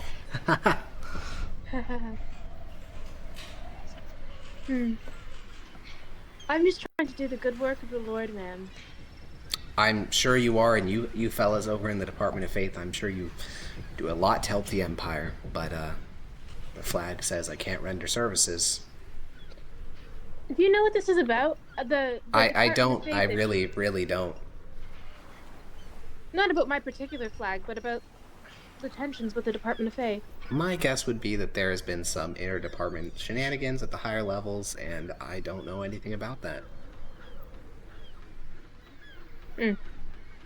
Alright, well... thank you for, helping the Empire. Judges do great work. No, it isn't, thank you, and it isn't your fault at all. Well, this is the first I'm hearing of my name being flagged. Maybe ask it to your superiors in the Department of Faith. Maybe they could clarify what the issue is. Yes, and just to be clear, if this issue were to be cleared up, would it be possible for me to find a Pearl of Power through the Department of Magic? I can't say specifically, but we would put you through normal brokerage services to get you paired up with the seller if there is one. I understand. And what's the market looking like these days for pearls of well, power? due to all the deaths on the plains, quite lucrative. There's a large number of people who have fallen, and their relatives aren't able to use their items, and so they're auctioning it off to those who can better use them. I see. Well, thank you. Have a wonderful day. You too. And once I leave that place, I don't know how I would, check for this. This isn't the city that I grew up in, right? Correct. I would just ask maybe someone who knew the city better. Is there anyone that knows the city better in our party? No one in the city no one party is from the capital of the Empire. Got it. Well, then I'm just gonna go up to Severus. And... Okay, you find Severus. So, lunch happens. You guys say bye to Lars. It's afterwards. Severus starts to leave the fucking building to go off to get... I don't remember what he bought, but you intercept him as he's leaving the bar. Severus, I need your help. What's up? So I went to the Department of Magic, really weird thing, and... You too? Oh, I went as well. Oh, did they say that they couldn't serve you? Oh, wait, they actually talked to you? That's amazing. I guess you are Fabrisha. Yeah, they just told me to fuck off. They didn't even let me inside. What is going on? I talked to the Department of Faith about magical items. Don't worry, I inquired about a Pearl of Power. Yeah, the Department of Magic is playing it. Iron Walls. There's no communication going out. I have no idea what's about some tensions. They said something about some bureaucratic thing where a lot of stuff was repurposed, the Department of Faith and Magic. At each other's throats about that kind of stuff, and there's no hopes of us getting anything unless we're literally betraying the Empire and doing something highly illegal and treasonous. I'm sorry. Oh yeah, we could also wait for a prominent arcanist to die and try to buy something he owned in the auction. That's about it. Are there any arcanists in the city? Can we rob them? Oh, Jesus fucking Christ! I'm just kidding. I'll nudge him with my arm. Unless. And I'll look at the dice for him. Unless. This is the real unless moment. Holy shit, Well, bro. anyways, So they like told real me quiet. I had a flag on my name, and I couldn't do anything there, even though I'm a part of the clan. But nonetheless, I was thinking that because basically what the Department of Magic does is like they put you through channels to find people that are auctioning things. Apparently, the market is really lucrative for Pearl to Power right now. I want to see if we can find any like of the independent sellers, but Okay, No, real we quick, can't. I just That's I high, have, yeah, I there's have no to, independent yeah, sellers. really That's highly briefly. illegal. The reason Oh. why there aren't like magical shops / independent auction houses is because it's illegal. The only It's, like, it's a extremely government enforced regulated. monopoly. Yeah. Yeah. Like saying, can I buy my passport somewhere else? Yeah, or can I buy a fully like armed tank that can shoot shells from the private market? So where would I go buying a nuclear Yeah, I'd like my missile? nuclear missile, please. okay. Well then, maybe plan. Hey, again, wouldn't it be so funny if there's an argument that was there? Oh god. I was thinking, Oh my god. I have a contact Oh my god. that deals in, well, in stuff that's kept under wraps, and maybe I can ask him if he could do anything, because he seems to have a lot of sway. But don't get your hopes up, and there's probably nothing we can do unless we find some crazy illegal. I'll keep it on. Unless we find some like enemies of the Empire that we manage to take their shit off of. So until our next target is a necromancer with a pearl of power and a +1 short bow, a magical short bow, then we're out of luck. No, we can just frame them. No. Wait, no, now she's talking like listen, a judge, though. That's kind of based. Listen. I mean, you guys literally did that for Tullius. Illegal things all the time. Listen, we find an arcanist that has the stuff we want. We slip something in there. Everyone sins. Okay, if they're a good person, they'll go to Aurelian Sol and his tranquil halls. If they're bad, they'll meet the Hounds of Oblivion just like anyone else. Holy and we'll shit. just Have you considered that when you just went to the Department of Magic, right? You asked for the Pearl of Power, right? I assume they asked you then. I assume they asked you your name, right? Yeah. This is going. And you told them your name. Yes, I did. So don't you think it's gonna be incredibly suspicious if within the next few months some random arcanist is, oh wait, we judged us, we just took care of him, he was doing something totally illegal, guys, trust us. But he also happened to have a pearl of power and suddenly it's gone? Wow, that's awfully convenient, I huh? don't think that would be too suspicious because it's What? plausible deniability. What? I'm sorry, I've lived in Holy shit. Judge? I'm Okay, sorry, real quick. I've worked in this field for a long time. We're fucked. Don't Also, do Zone this, of Truth you're just exists, gonna get so all caught. they have to do is Yes. pick you up Oh, one yes, Zone of Zone of Truth and you're Truth. fucked. Well, yeah. That's true. Like, Yeah. not even to speak about that spell, yeah? That spell makes all of this impossible. So And I unless you assume have, most like... magical items are also indexed, even if owned by a noble or a There, darkness yeah, or whatever. Mythdosia is one of Yeah. the only places in the world that actually regulates items to this degree. Like, if you did this in the plains, you probably could get away with it. But here in the Empire, this plan is wild. I'll tell you quickly. I think your best bet to get any magical items that you specifically want, and I wish I was joking here, but I think the most likely you're gonna give me to get, no matter the price, is by literally making a deal with some demon. And I don't think that's what we want to go down. That we're gonna pursue that end. The second he says that, like my eyes Light like bulb. flicked to his, being like, oh, I hadn't thought of that. And then flew it away like, yes, of course. Yeah, 8 miles away, Maximus goes, Demon? What? Demon! Carries on with the day. Holy shit. What are you looking for, Severus? I was Why did you go to looking the for- Department of Magic? I wanted a bow. I wanted to ask for a Pearl of Power because I was gonna acquire for my stuff anyways. Might as well ask for yours. Oh, thank you. And I was asking if I could copy spells from an arcanist because my magic is arcane, and unfortunately, Department of Faith only was the only ones who could help me with anything. I managed to get a hold of one spell I've been looking for, but many doors remain closed. But That is if you quite ever need holy oil to like put on your arrows or slings or whatever, I don't think you use that stuff. But if we ever Holy oil. fight undead, or you need any kind of divine spell scrolls, you could probably ask them. That's all they have. Okay. And they talk something about a tabard. I didn't inquire about that. Honestly, I was quite curious, but yeah. Interesting.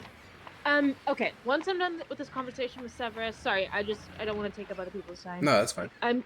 I'm going to also try and see if there's any like kind of chill clerics or religious people in the town. Define chill? Huh? Define chill? Remember that one time I was like, oh, where would I inquire about, like, if I was possessed by a demon, or, like, if Zednius had a demon on his shoulder? Yeah, demon? Yeah, I totally understand what you're asking. There is literally no cleric in the entire city where if you ask those questions will not instantly result in an inquisitor being called. Yeah. Like, those I mean, I would recommend looking for a priest, not a cleric, because clerics are like, they're like ultra fanatics. There are hundreds of, like, okay, I was about to say hundreds of thousands. There's at least thousands of priests in the city. It's the Great Department of Faith, so it's the biggest congregations of priests anywhere in the Empire. Any shield ones? Roll me a religion check, because yes, there actually would be. I just don't know if you would know. Mr. Harkon, right now I am pouring wax seals on my wedding envelopes. Oh, would you mind pouring poggers. for me? Yeah, that's fine. Tell me what I get. I will tell you what you get. A wax seal. 7. I meant like. With a +5, you got 2 natural 2s. Yeah, you got a 7. Natural twos? Yeah, Yes. you got a 7. So you are vaguely aware that while the Varusian Creed is the main faith of the Empire, and if you violate it, you're gonna get murdered, there are some, like, subsects of the Varusian Creed that are more chill than others, but you don't know what they are, so you don't know how to go looking for them, but maybe someone that knows more about religious stuff in the party / in general could help you out. Who knows more about religious stuff in the party? That's a great question. I don't know. Who is religious in the party? Also, Grania has been following you You around. have to ask yourself Grania? that. Grania has Wait, been following Grania- you around for most of this, so. Wait, I wouldn't have said anything I said to her. No, you whispered that away from Grania. Yes, you do know that Maximus is quite religious. Yeah. Yes, but is he like an actual... Maximus then. Yes, Maximus was raised in like a religious orphanage. Yeah, but like, does he know What's a his lot about religion score, like though? specific sects of like religions? Who knows? He's religious though. Well, I'm gonna go talk to Maximus. Like just All because I right, really so believe in Allah Renesmee, doesn't mean I read the you and Grania march in the direction of the smithy portion of the city, and as Maximus emerges from a blacksmith with a visible smile on his face as he holds his mithril warhammer, you walk right up to him and you say, Oh, Iron Esme, look what I got. Oh shit, Maximus. Yeah. Question for you. Answer.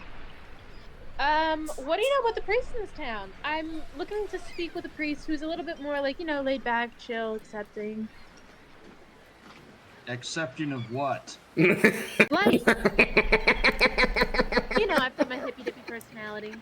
I just think that I, benefit from some godly teachings with someone that matches my energy. Oh, I see. Okay. Yeah, Yeah, roll no, a religion yeah. check, Maximus. Let's see what you know about local sects of, because technically no one would ever call these sects, or that'd be heretical, but there are very distinct groups in the church. 16. 16, okay. You would know. Now, I'm going to frame these the way that Maximus would think about them. Within the Varusian Creed, there are the Orthodox. They just follow the creed word for word. Those are your people. Good, God-fearing people. People who follow the Varusian Creed by its letter. Then you have the reinterpretationalists, which one, their name's fucking weird to pronounce, and you don't like it because it's hard to pronounce. And two, they work within the lines of the Varusian Creed, but they kind of say that, well, actually, maybe, and you don't like that because they're questioning it. Oh, it's like they interpret it as more metaphorical. Yeah, and there's parts of the creed where like, no, the emperor isn't literally God, guys. Like, What? no, he like spiritually, Fucking like Protestants. metaphorically God. What the fuck? And yeah, so they're like right on the line of getting purged. They just haven't happened yet. Goddamn liberals. And then there's a group which are called the esotericists, and they basically they're a leftover of a sect that existed in the previous church, and they are so outside the bounds of the Varusian Creed that you literally don't know why they haven't been killed. Because it's not that they're like heretical in the direct sense. They believe the emperor is God and all that stuff. They just do very weird rituals when it comes to the way that they practice the religion. Oh, Yeah. so they just practice it wrong. Okay. Yeah. All right. All of that makes sense. All of that makes sense. So what would you Well- recommend to Renesmee? Well, I attend. What did you say I was called? Orthodox. Orthodox. Is that yeah? Well, I attend as any good citizen should. I attend the Orthodox conventions. They teach it. You know, it's not technically the correct way, but you know. And then there's the reinterpretalists. I don't know what they call themselves. It's something weird. I don't know. Based. They interpret the Varugian Creed as more metaphorical. Don't like that. You know, it was written that way for a reason.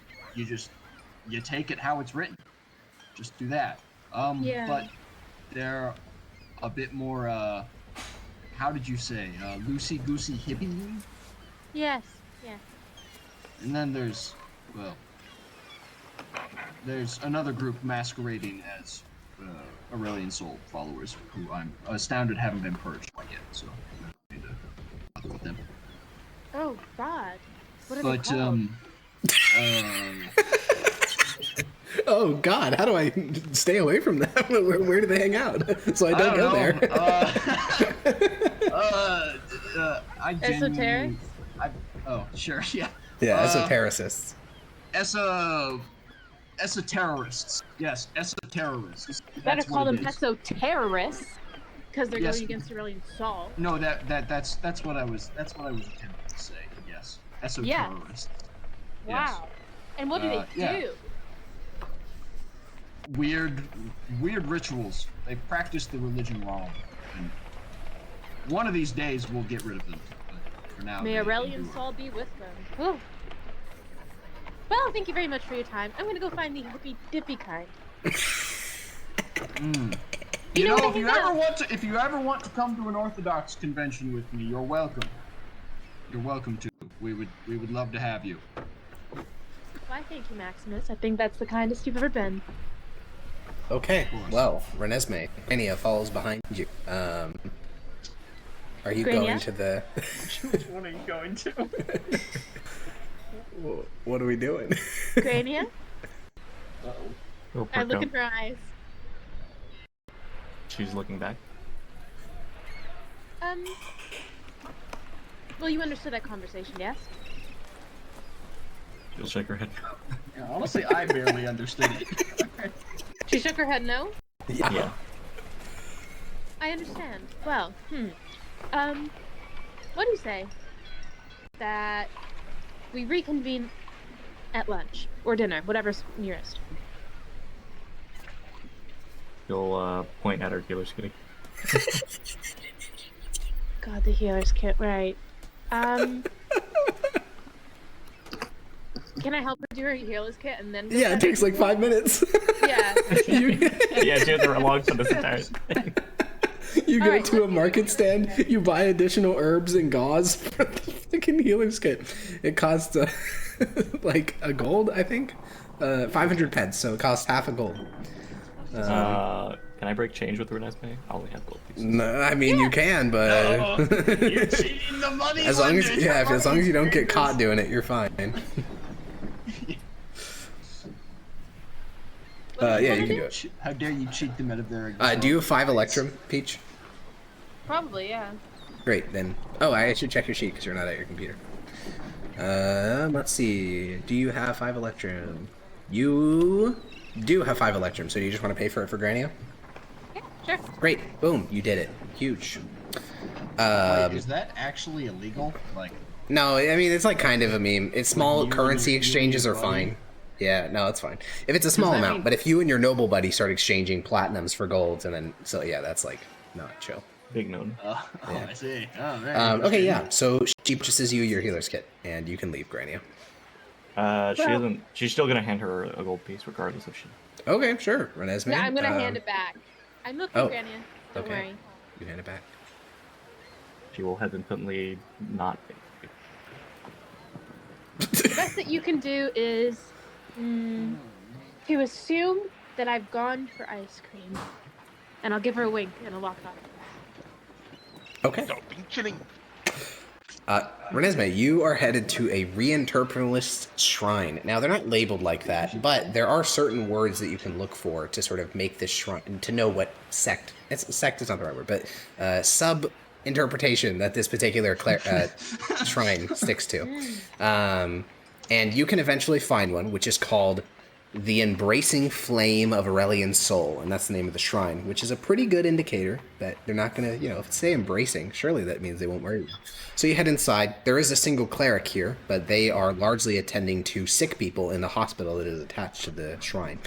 Within the main sort of chamber, there is a massive statue of Aurelian's Soul, and there's this sort of vibe that you can tell that instantly, depending on what the statue of Aurelian's Soul looks like. Because for the ultra fucking crazy people, like your boss and the Inquisitors, the statue of Aurelian's Soul looks exactly like the reigning emperor, like literally his exact likeness. However, other people will depict Aurelian's Soul as just a guy, like a sort of hero figure. Others will just depict him as a giant burning flame. And in this particular one, it's depicted as a giant burning flame. So it's just a giant like statue of a burning flame and then several braziers around it to sort of make the light dance on it.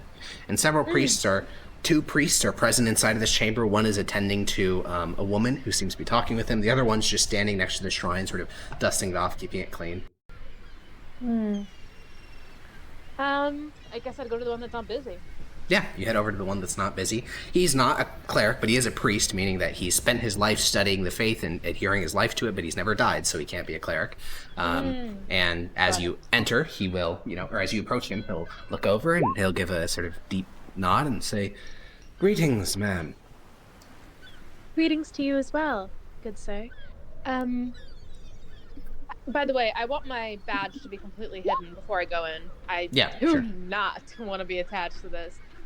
I'm looking for some. Well, I was just wondering if I could talk to you. You specifically. Me specifically? Well, it's just that I saw that you don't seem too busy, and I would love to chat with you. You look friendly. It's about faith. Oh, thank you. Then that's why we're here. What would you like to talk about? Any gestures towards open pew? I look around. Is it kind of like secluded here? It's not secluded at all, but there's only one other person inside the main chapel. Is there anywhere more private that we could talk? I have an office. Yes, that would be good. Okay. He seems a little bit sussed out, but whatever.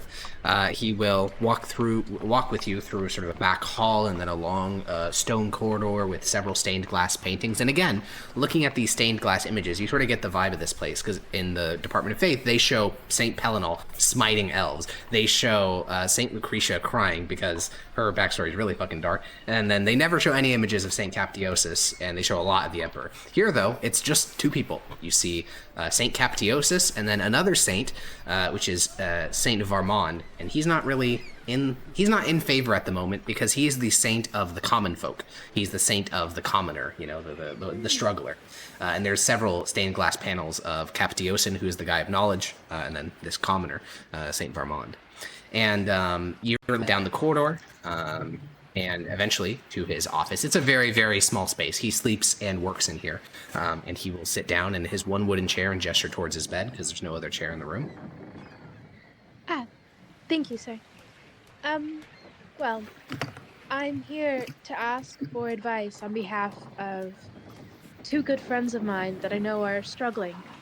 And, well, of course I have faith in Aurelian's Soul, but there are some things that I just are hard for me to know what's best. So I thought that maybe if I spoke to you about it, that you might be able to give me some advice or guidance or clarity on the situations.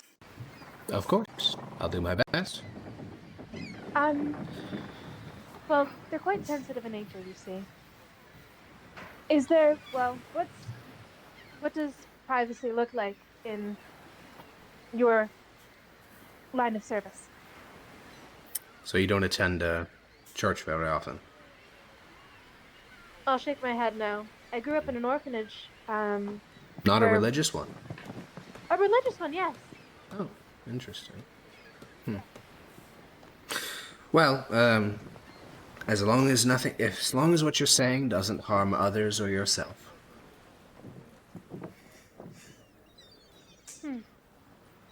As long as it doesn't, or as long as it couldn't?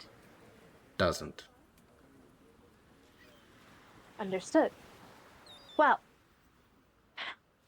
one of my friends, who I know of, I am, well, how do you tell if something is demonic? Well, in the life of a normal folk like you and I, the influence of demons is typically subtle. They attempt to stray you from the proper worship of Aurelian's soul. They will, commonly, perhaps the instincts of lust you feel in your heart towards someone that is not meant to be your partner. That could be demons pulling at you. There could be feelings of undue pride. You could feel that you are better than those around you, despite them being your brothers and sisters in faith. It could be something more insidious. It could be you find yourself down on your luck. Your life isn't turning out the way that it should be. And that could be the undue influence of demons. Yes, but let's say that someone has a sort of presence with them at all times, and the presence speaks, and the presence likes dark things.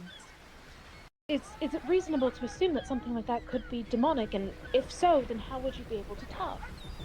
This friend of yours, they hear voices. I believe so. Have you ever heard these voices? Or just your friend? Well, the thing is that the presence is more like a literal thing. It's like real, it's like physical, like other people can see it and hear it sometimes.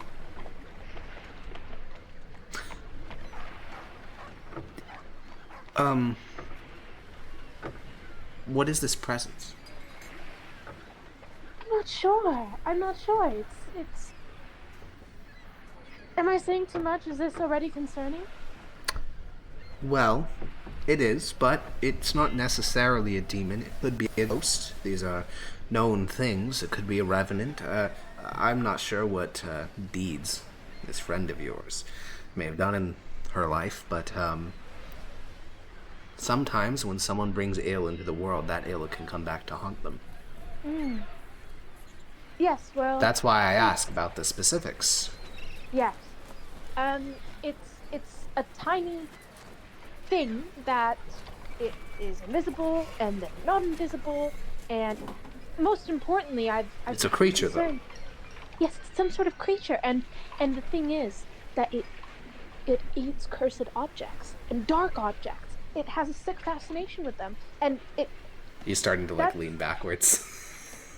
That's what concerns me, is not so much the little thing, because I don't know, there's lots of things in the world you can't explain, but in my opinion, when something starts to eat dark magical stuff, then it's typically a bad sign. And well, what can I do to tell if it's actually bad, or if it is bad, then what can I do about it to help my friend? I'm sorry, what's your line of work? I have a very adventurous line of work, and I would prefer not say unless I have to.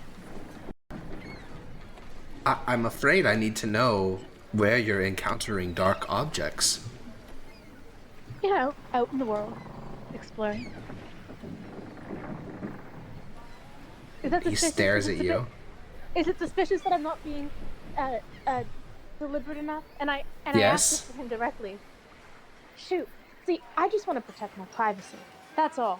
I really just want to get religious advice for privacy. I promise you that it's... If you are in a career where you are regularly encountering dark objects, as it were, I don't think your friend is the risk here, though whatever that creature is sounds of great concern. How bad would it be, out of character, if I told him that I was a judge? It's up to you to evaluate that risk at this point. No, I'm not going to tell him. I promise you, good sir, and I truly do promise you, I'm in a very respectable line of work. I work for Aurelian Sol. I work for the good of the people. It is simply my colleagues that I am concerned about. Roll me a persuasion check. Fucking hell. Okay, wait 1 second. Let me crack open my laptop.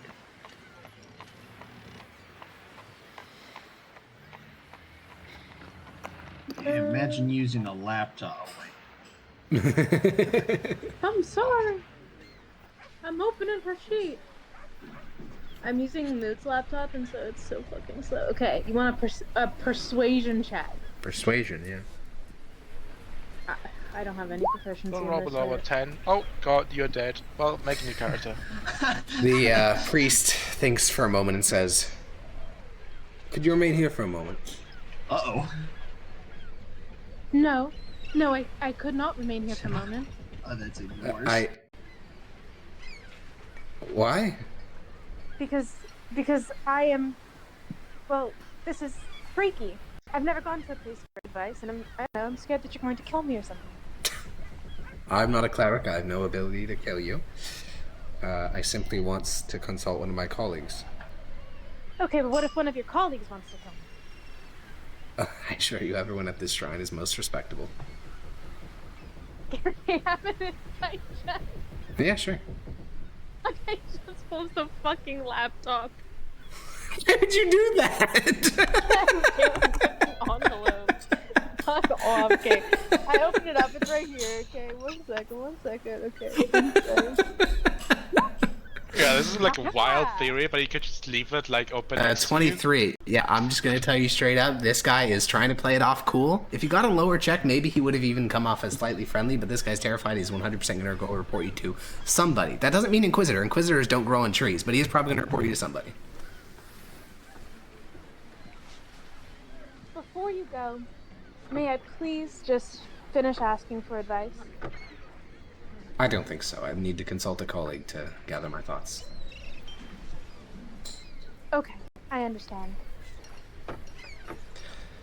And the second stands I up leave this fucking room, and leaves the room. into a spider and walking out. Yeah, you crawl out the way you Jesus. came without any doors opening. You exit the cathedral. You can see, with your spidery eyes, him and the cleric return to the office. And after you've, essentially disappeared, that is the moment where they actually start freaking out. Before that, it's like maybe there's an explanation for this, and the cleric can sort of, sway her into explaining herself. But once you're gone, that's when it's like, oh fuck, we just talked to a demon whisperer. Now they're starting to they're freaking out of it. They're sending out the parishioners. They're calling in more people. You're long gone before it escalates further. Though I will say, he was just looking at you in the face for 5 minutes, or maybe longer. Earlier, So- it'll match the description of a judge. Yeah, you're pretty distinctive looking. I'm just gonna tell you that, but we'll see. God. So you leave that behind. It's the mid-afternoon. Ask about me. Anything else you want to do? Get a haircut. Right, you go to a hair salon and get a haircut. Cosmetic surgery, hair dye. You get your hair dyed from its natural sort of pale whitish to what, dark black or Wow, that's gonna take a while. Takes hours. Yeah, not actually has anything. No, Dark black? Dyeing dark is really quick. Well, if we're using modern Bleaching, awesome hair dye dye takes a long products, time. if we're using modern awesome hair dye products, maybe. But if they're using fucking dyes, okay, we're using fucking snail shells and shit, okay. Put I'll some charcoal in dye it. it, Put some Coal. Just Based. use coal. Oh, Jesus I don't know, I'll Christ. dye it green like a plant. Fuck it. Where are you gonna get green? They can No, get I'll you dye- some I'll dye brown, muddy dye brown. brownish green. They can definitely get you brown, 100%. Yeah, they can get you some Yeah, they dye your hair brown. It's not going to look as clean as modern products, so there's going to be streaks of white that they just can't do anything about. Or it looks very muddy. It's not a consistent hair color. It's quite a grim sight. It's not ideal, but that's okay. It's better than, I guess. And then you also get it. You lop off parts of it. You get it all done. This takes the rest of your afternoon. You return to the tavern and just keep to yourself for the rest of the evening. Unless there's anything really More for quick. better service. There's just not the material. There doesn't exist good hair dye because they don't have synthetic hair dyes. They only have What's natural the best products. hair color for hair dye that they can Black, do? Just black, pure Black. fucking black. black. Will it be good? It will be good for your hair color. Sure, Yeah. I'll do black then. Great. You can get solid black because there are a large number of products that they can use to do it. Now, Yeah. technically, it increases your chance for cancer, and you'll probably breathe in some coal, and there's a bunch of other things. But you don't know about that because they don't have science Yeah, to that and I'll degree. keep So it. I'll keep it long, but I'll do pitch black. yeah. And is there any other cosmetic procedure I can get? Can I get fucking freckles or something? No, you cannot get freckles. There's tattoos, I guess, if you want those. No. Maybe I'll get a tattoo. Yeah, really? Are we So, getting- break your nose. Yeah, we break form your fucking nose. Oh my god. I don't think you're. I Like a think quick you're angle protrude out where you grinder. can't really hide it under your hair. Angle grinder. Yeah, no, I think dyeing my hair black is good enough. I'll like braid it too in a hairstyle that I Okay. don't usually do. You like, could always two cut the braids tips down. off your ears. That would probably help a lot. Jesus. Oh yeah, I'll do that too. Definitely, yeah. What? Burn off Okay. your eyebrows. Okay, you head back to the tavern, and I think that's the end of today for you. Oh, wow. Zednius. Yeah, that was rough. Zednius, are you doing anything today? Fucking praying, please. Yogi will get there in a moment. Surely. Oh my god, I was Sorry. muted. Oh, were you muted this Oh my entire time? God. No, What'd I say? Yogi, we weren't ignoring Hell, you. gamer. I'm You sitting were here muted. crying. No, Yogi. I'm like, I have good religion, guys. Come Oh, on, no one talk heard to that because me. you're muted. No. I saw you DMing. I'm like, yeah, man, that sucks. I don't We're know. supposed to be like nearly heretical. What? No. What? No. That's because You were Maximus is talking about unhinged. that was a different one. Also, that's because Maximus believes in like ultra orthodox canon. Yeah, You basically went to the Protestants. He was the like, worst there's some person to weird ask. Scientology cult. Yeah. Asking Maximus. Yeah. Okay. Well, it's more like wait. going to like an Irish Catholic and ask them what they think of the English Protestants. Yeah. Also, you could have gone to literally the most heretical priest in the Empire, and they're still gonna get weirded out if you start talking to them about dark magic and demons.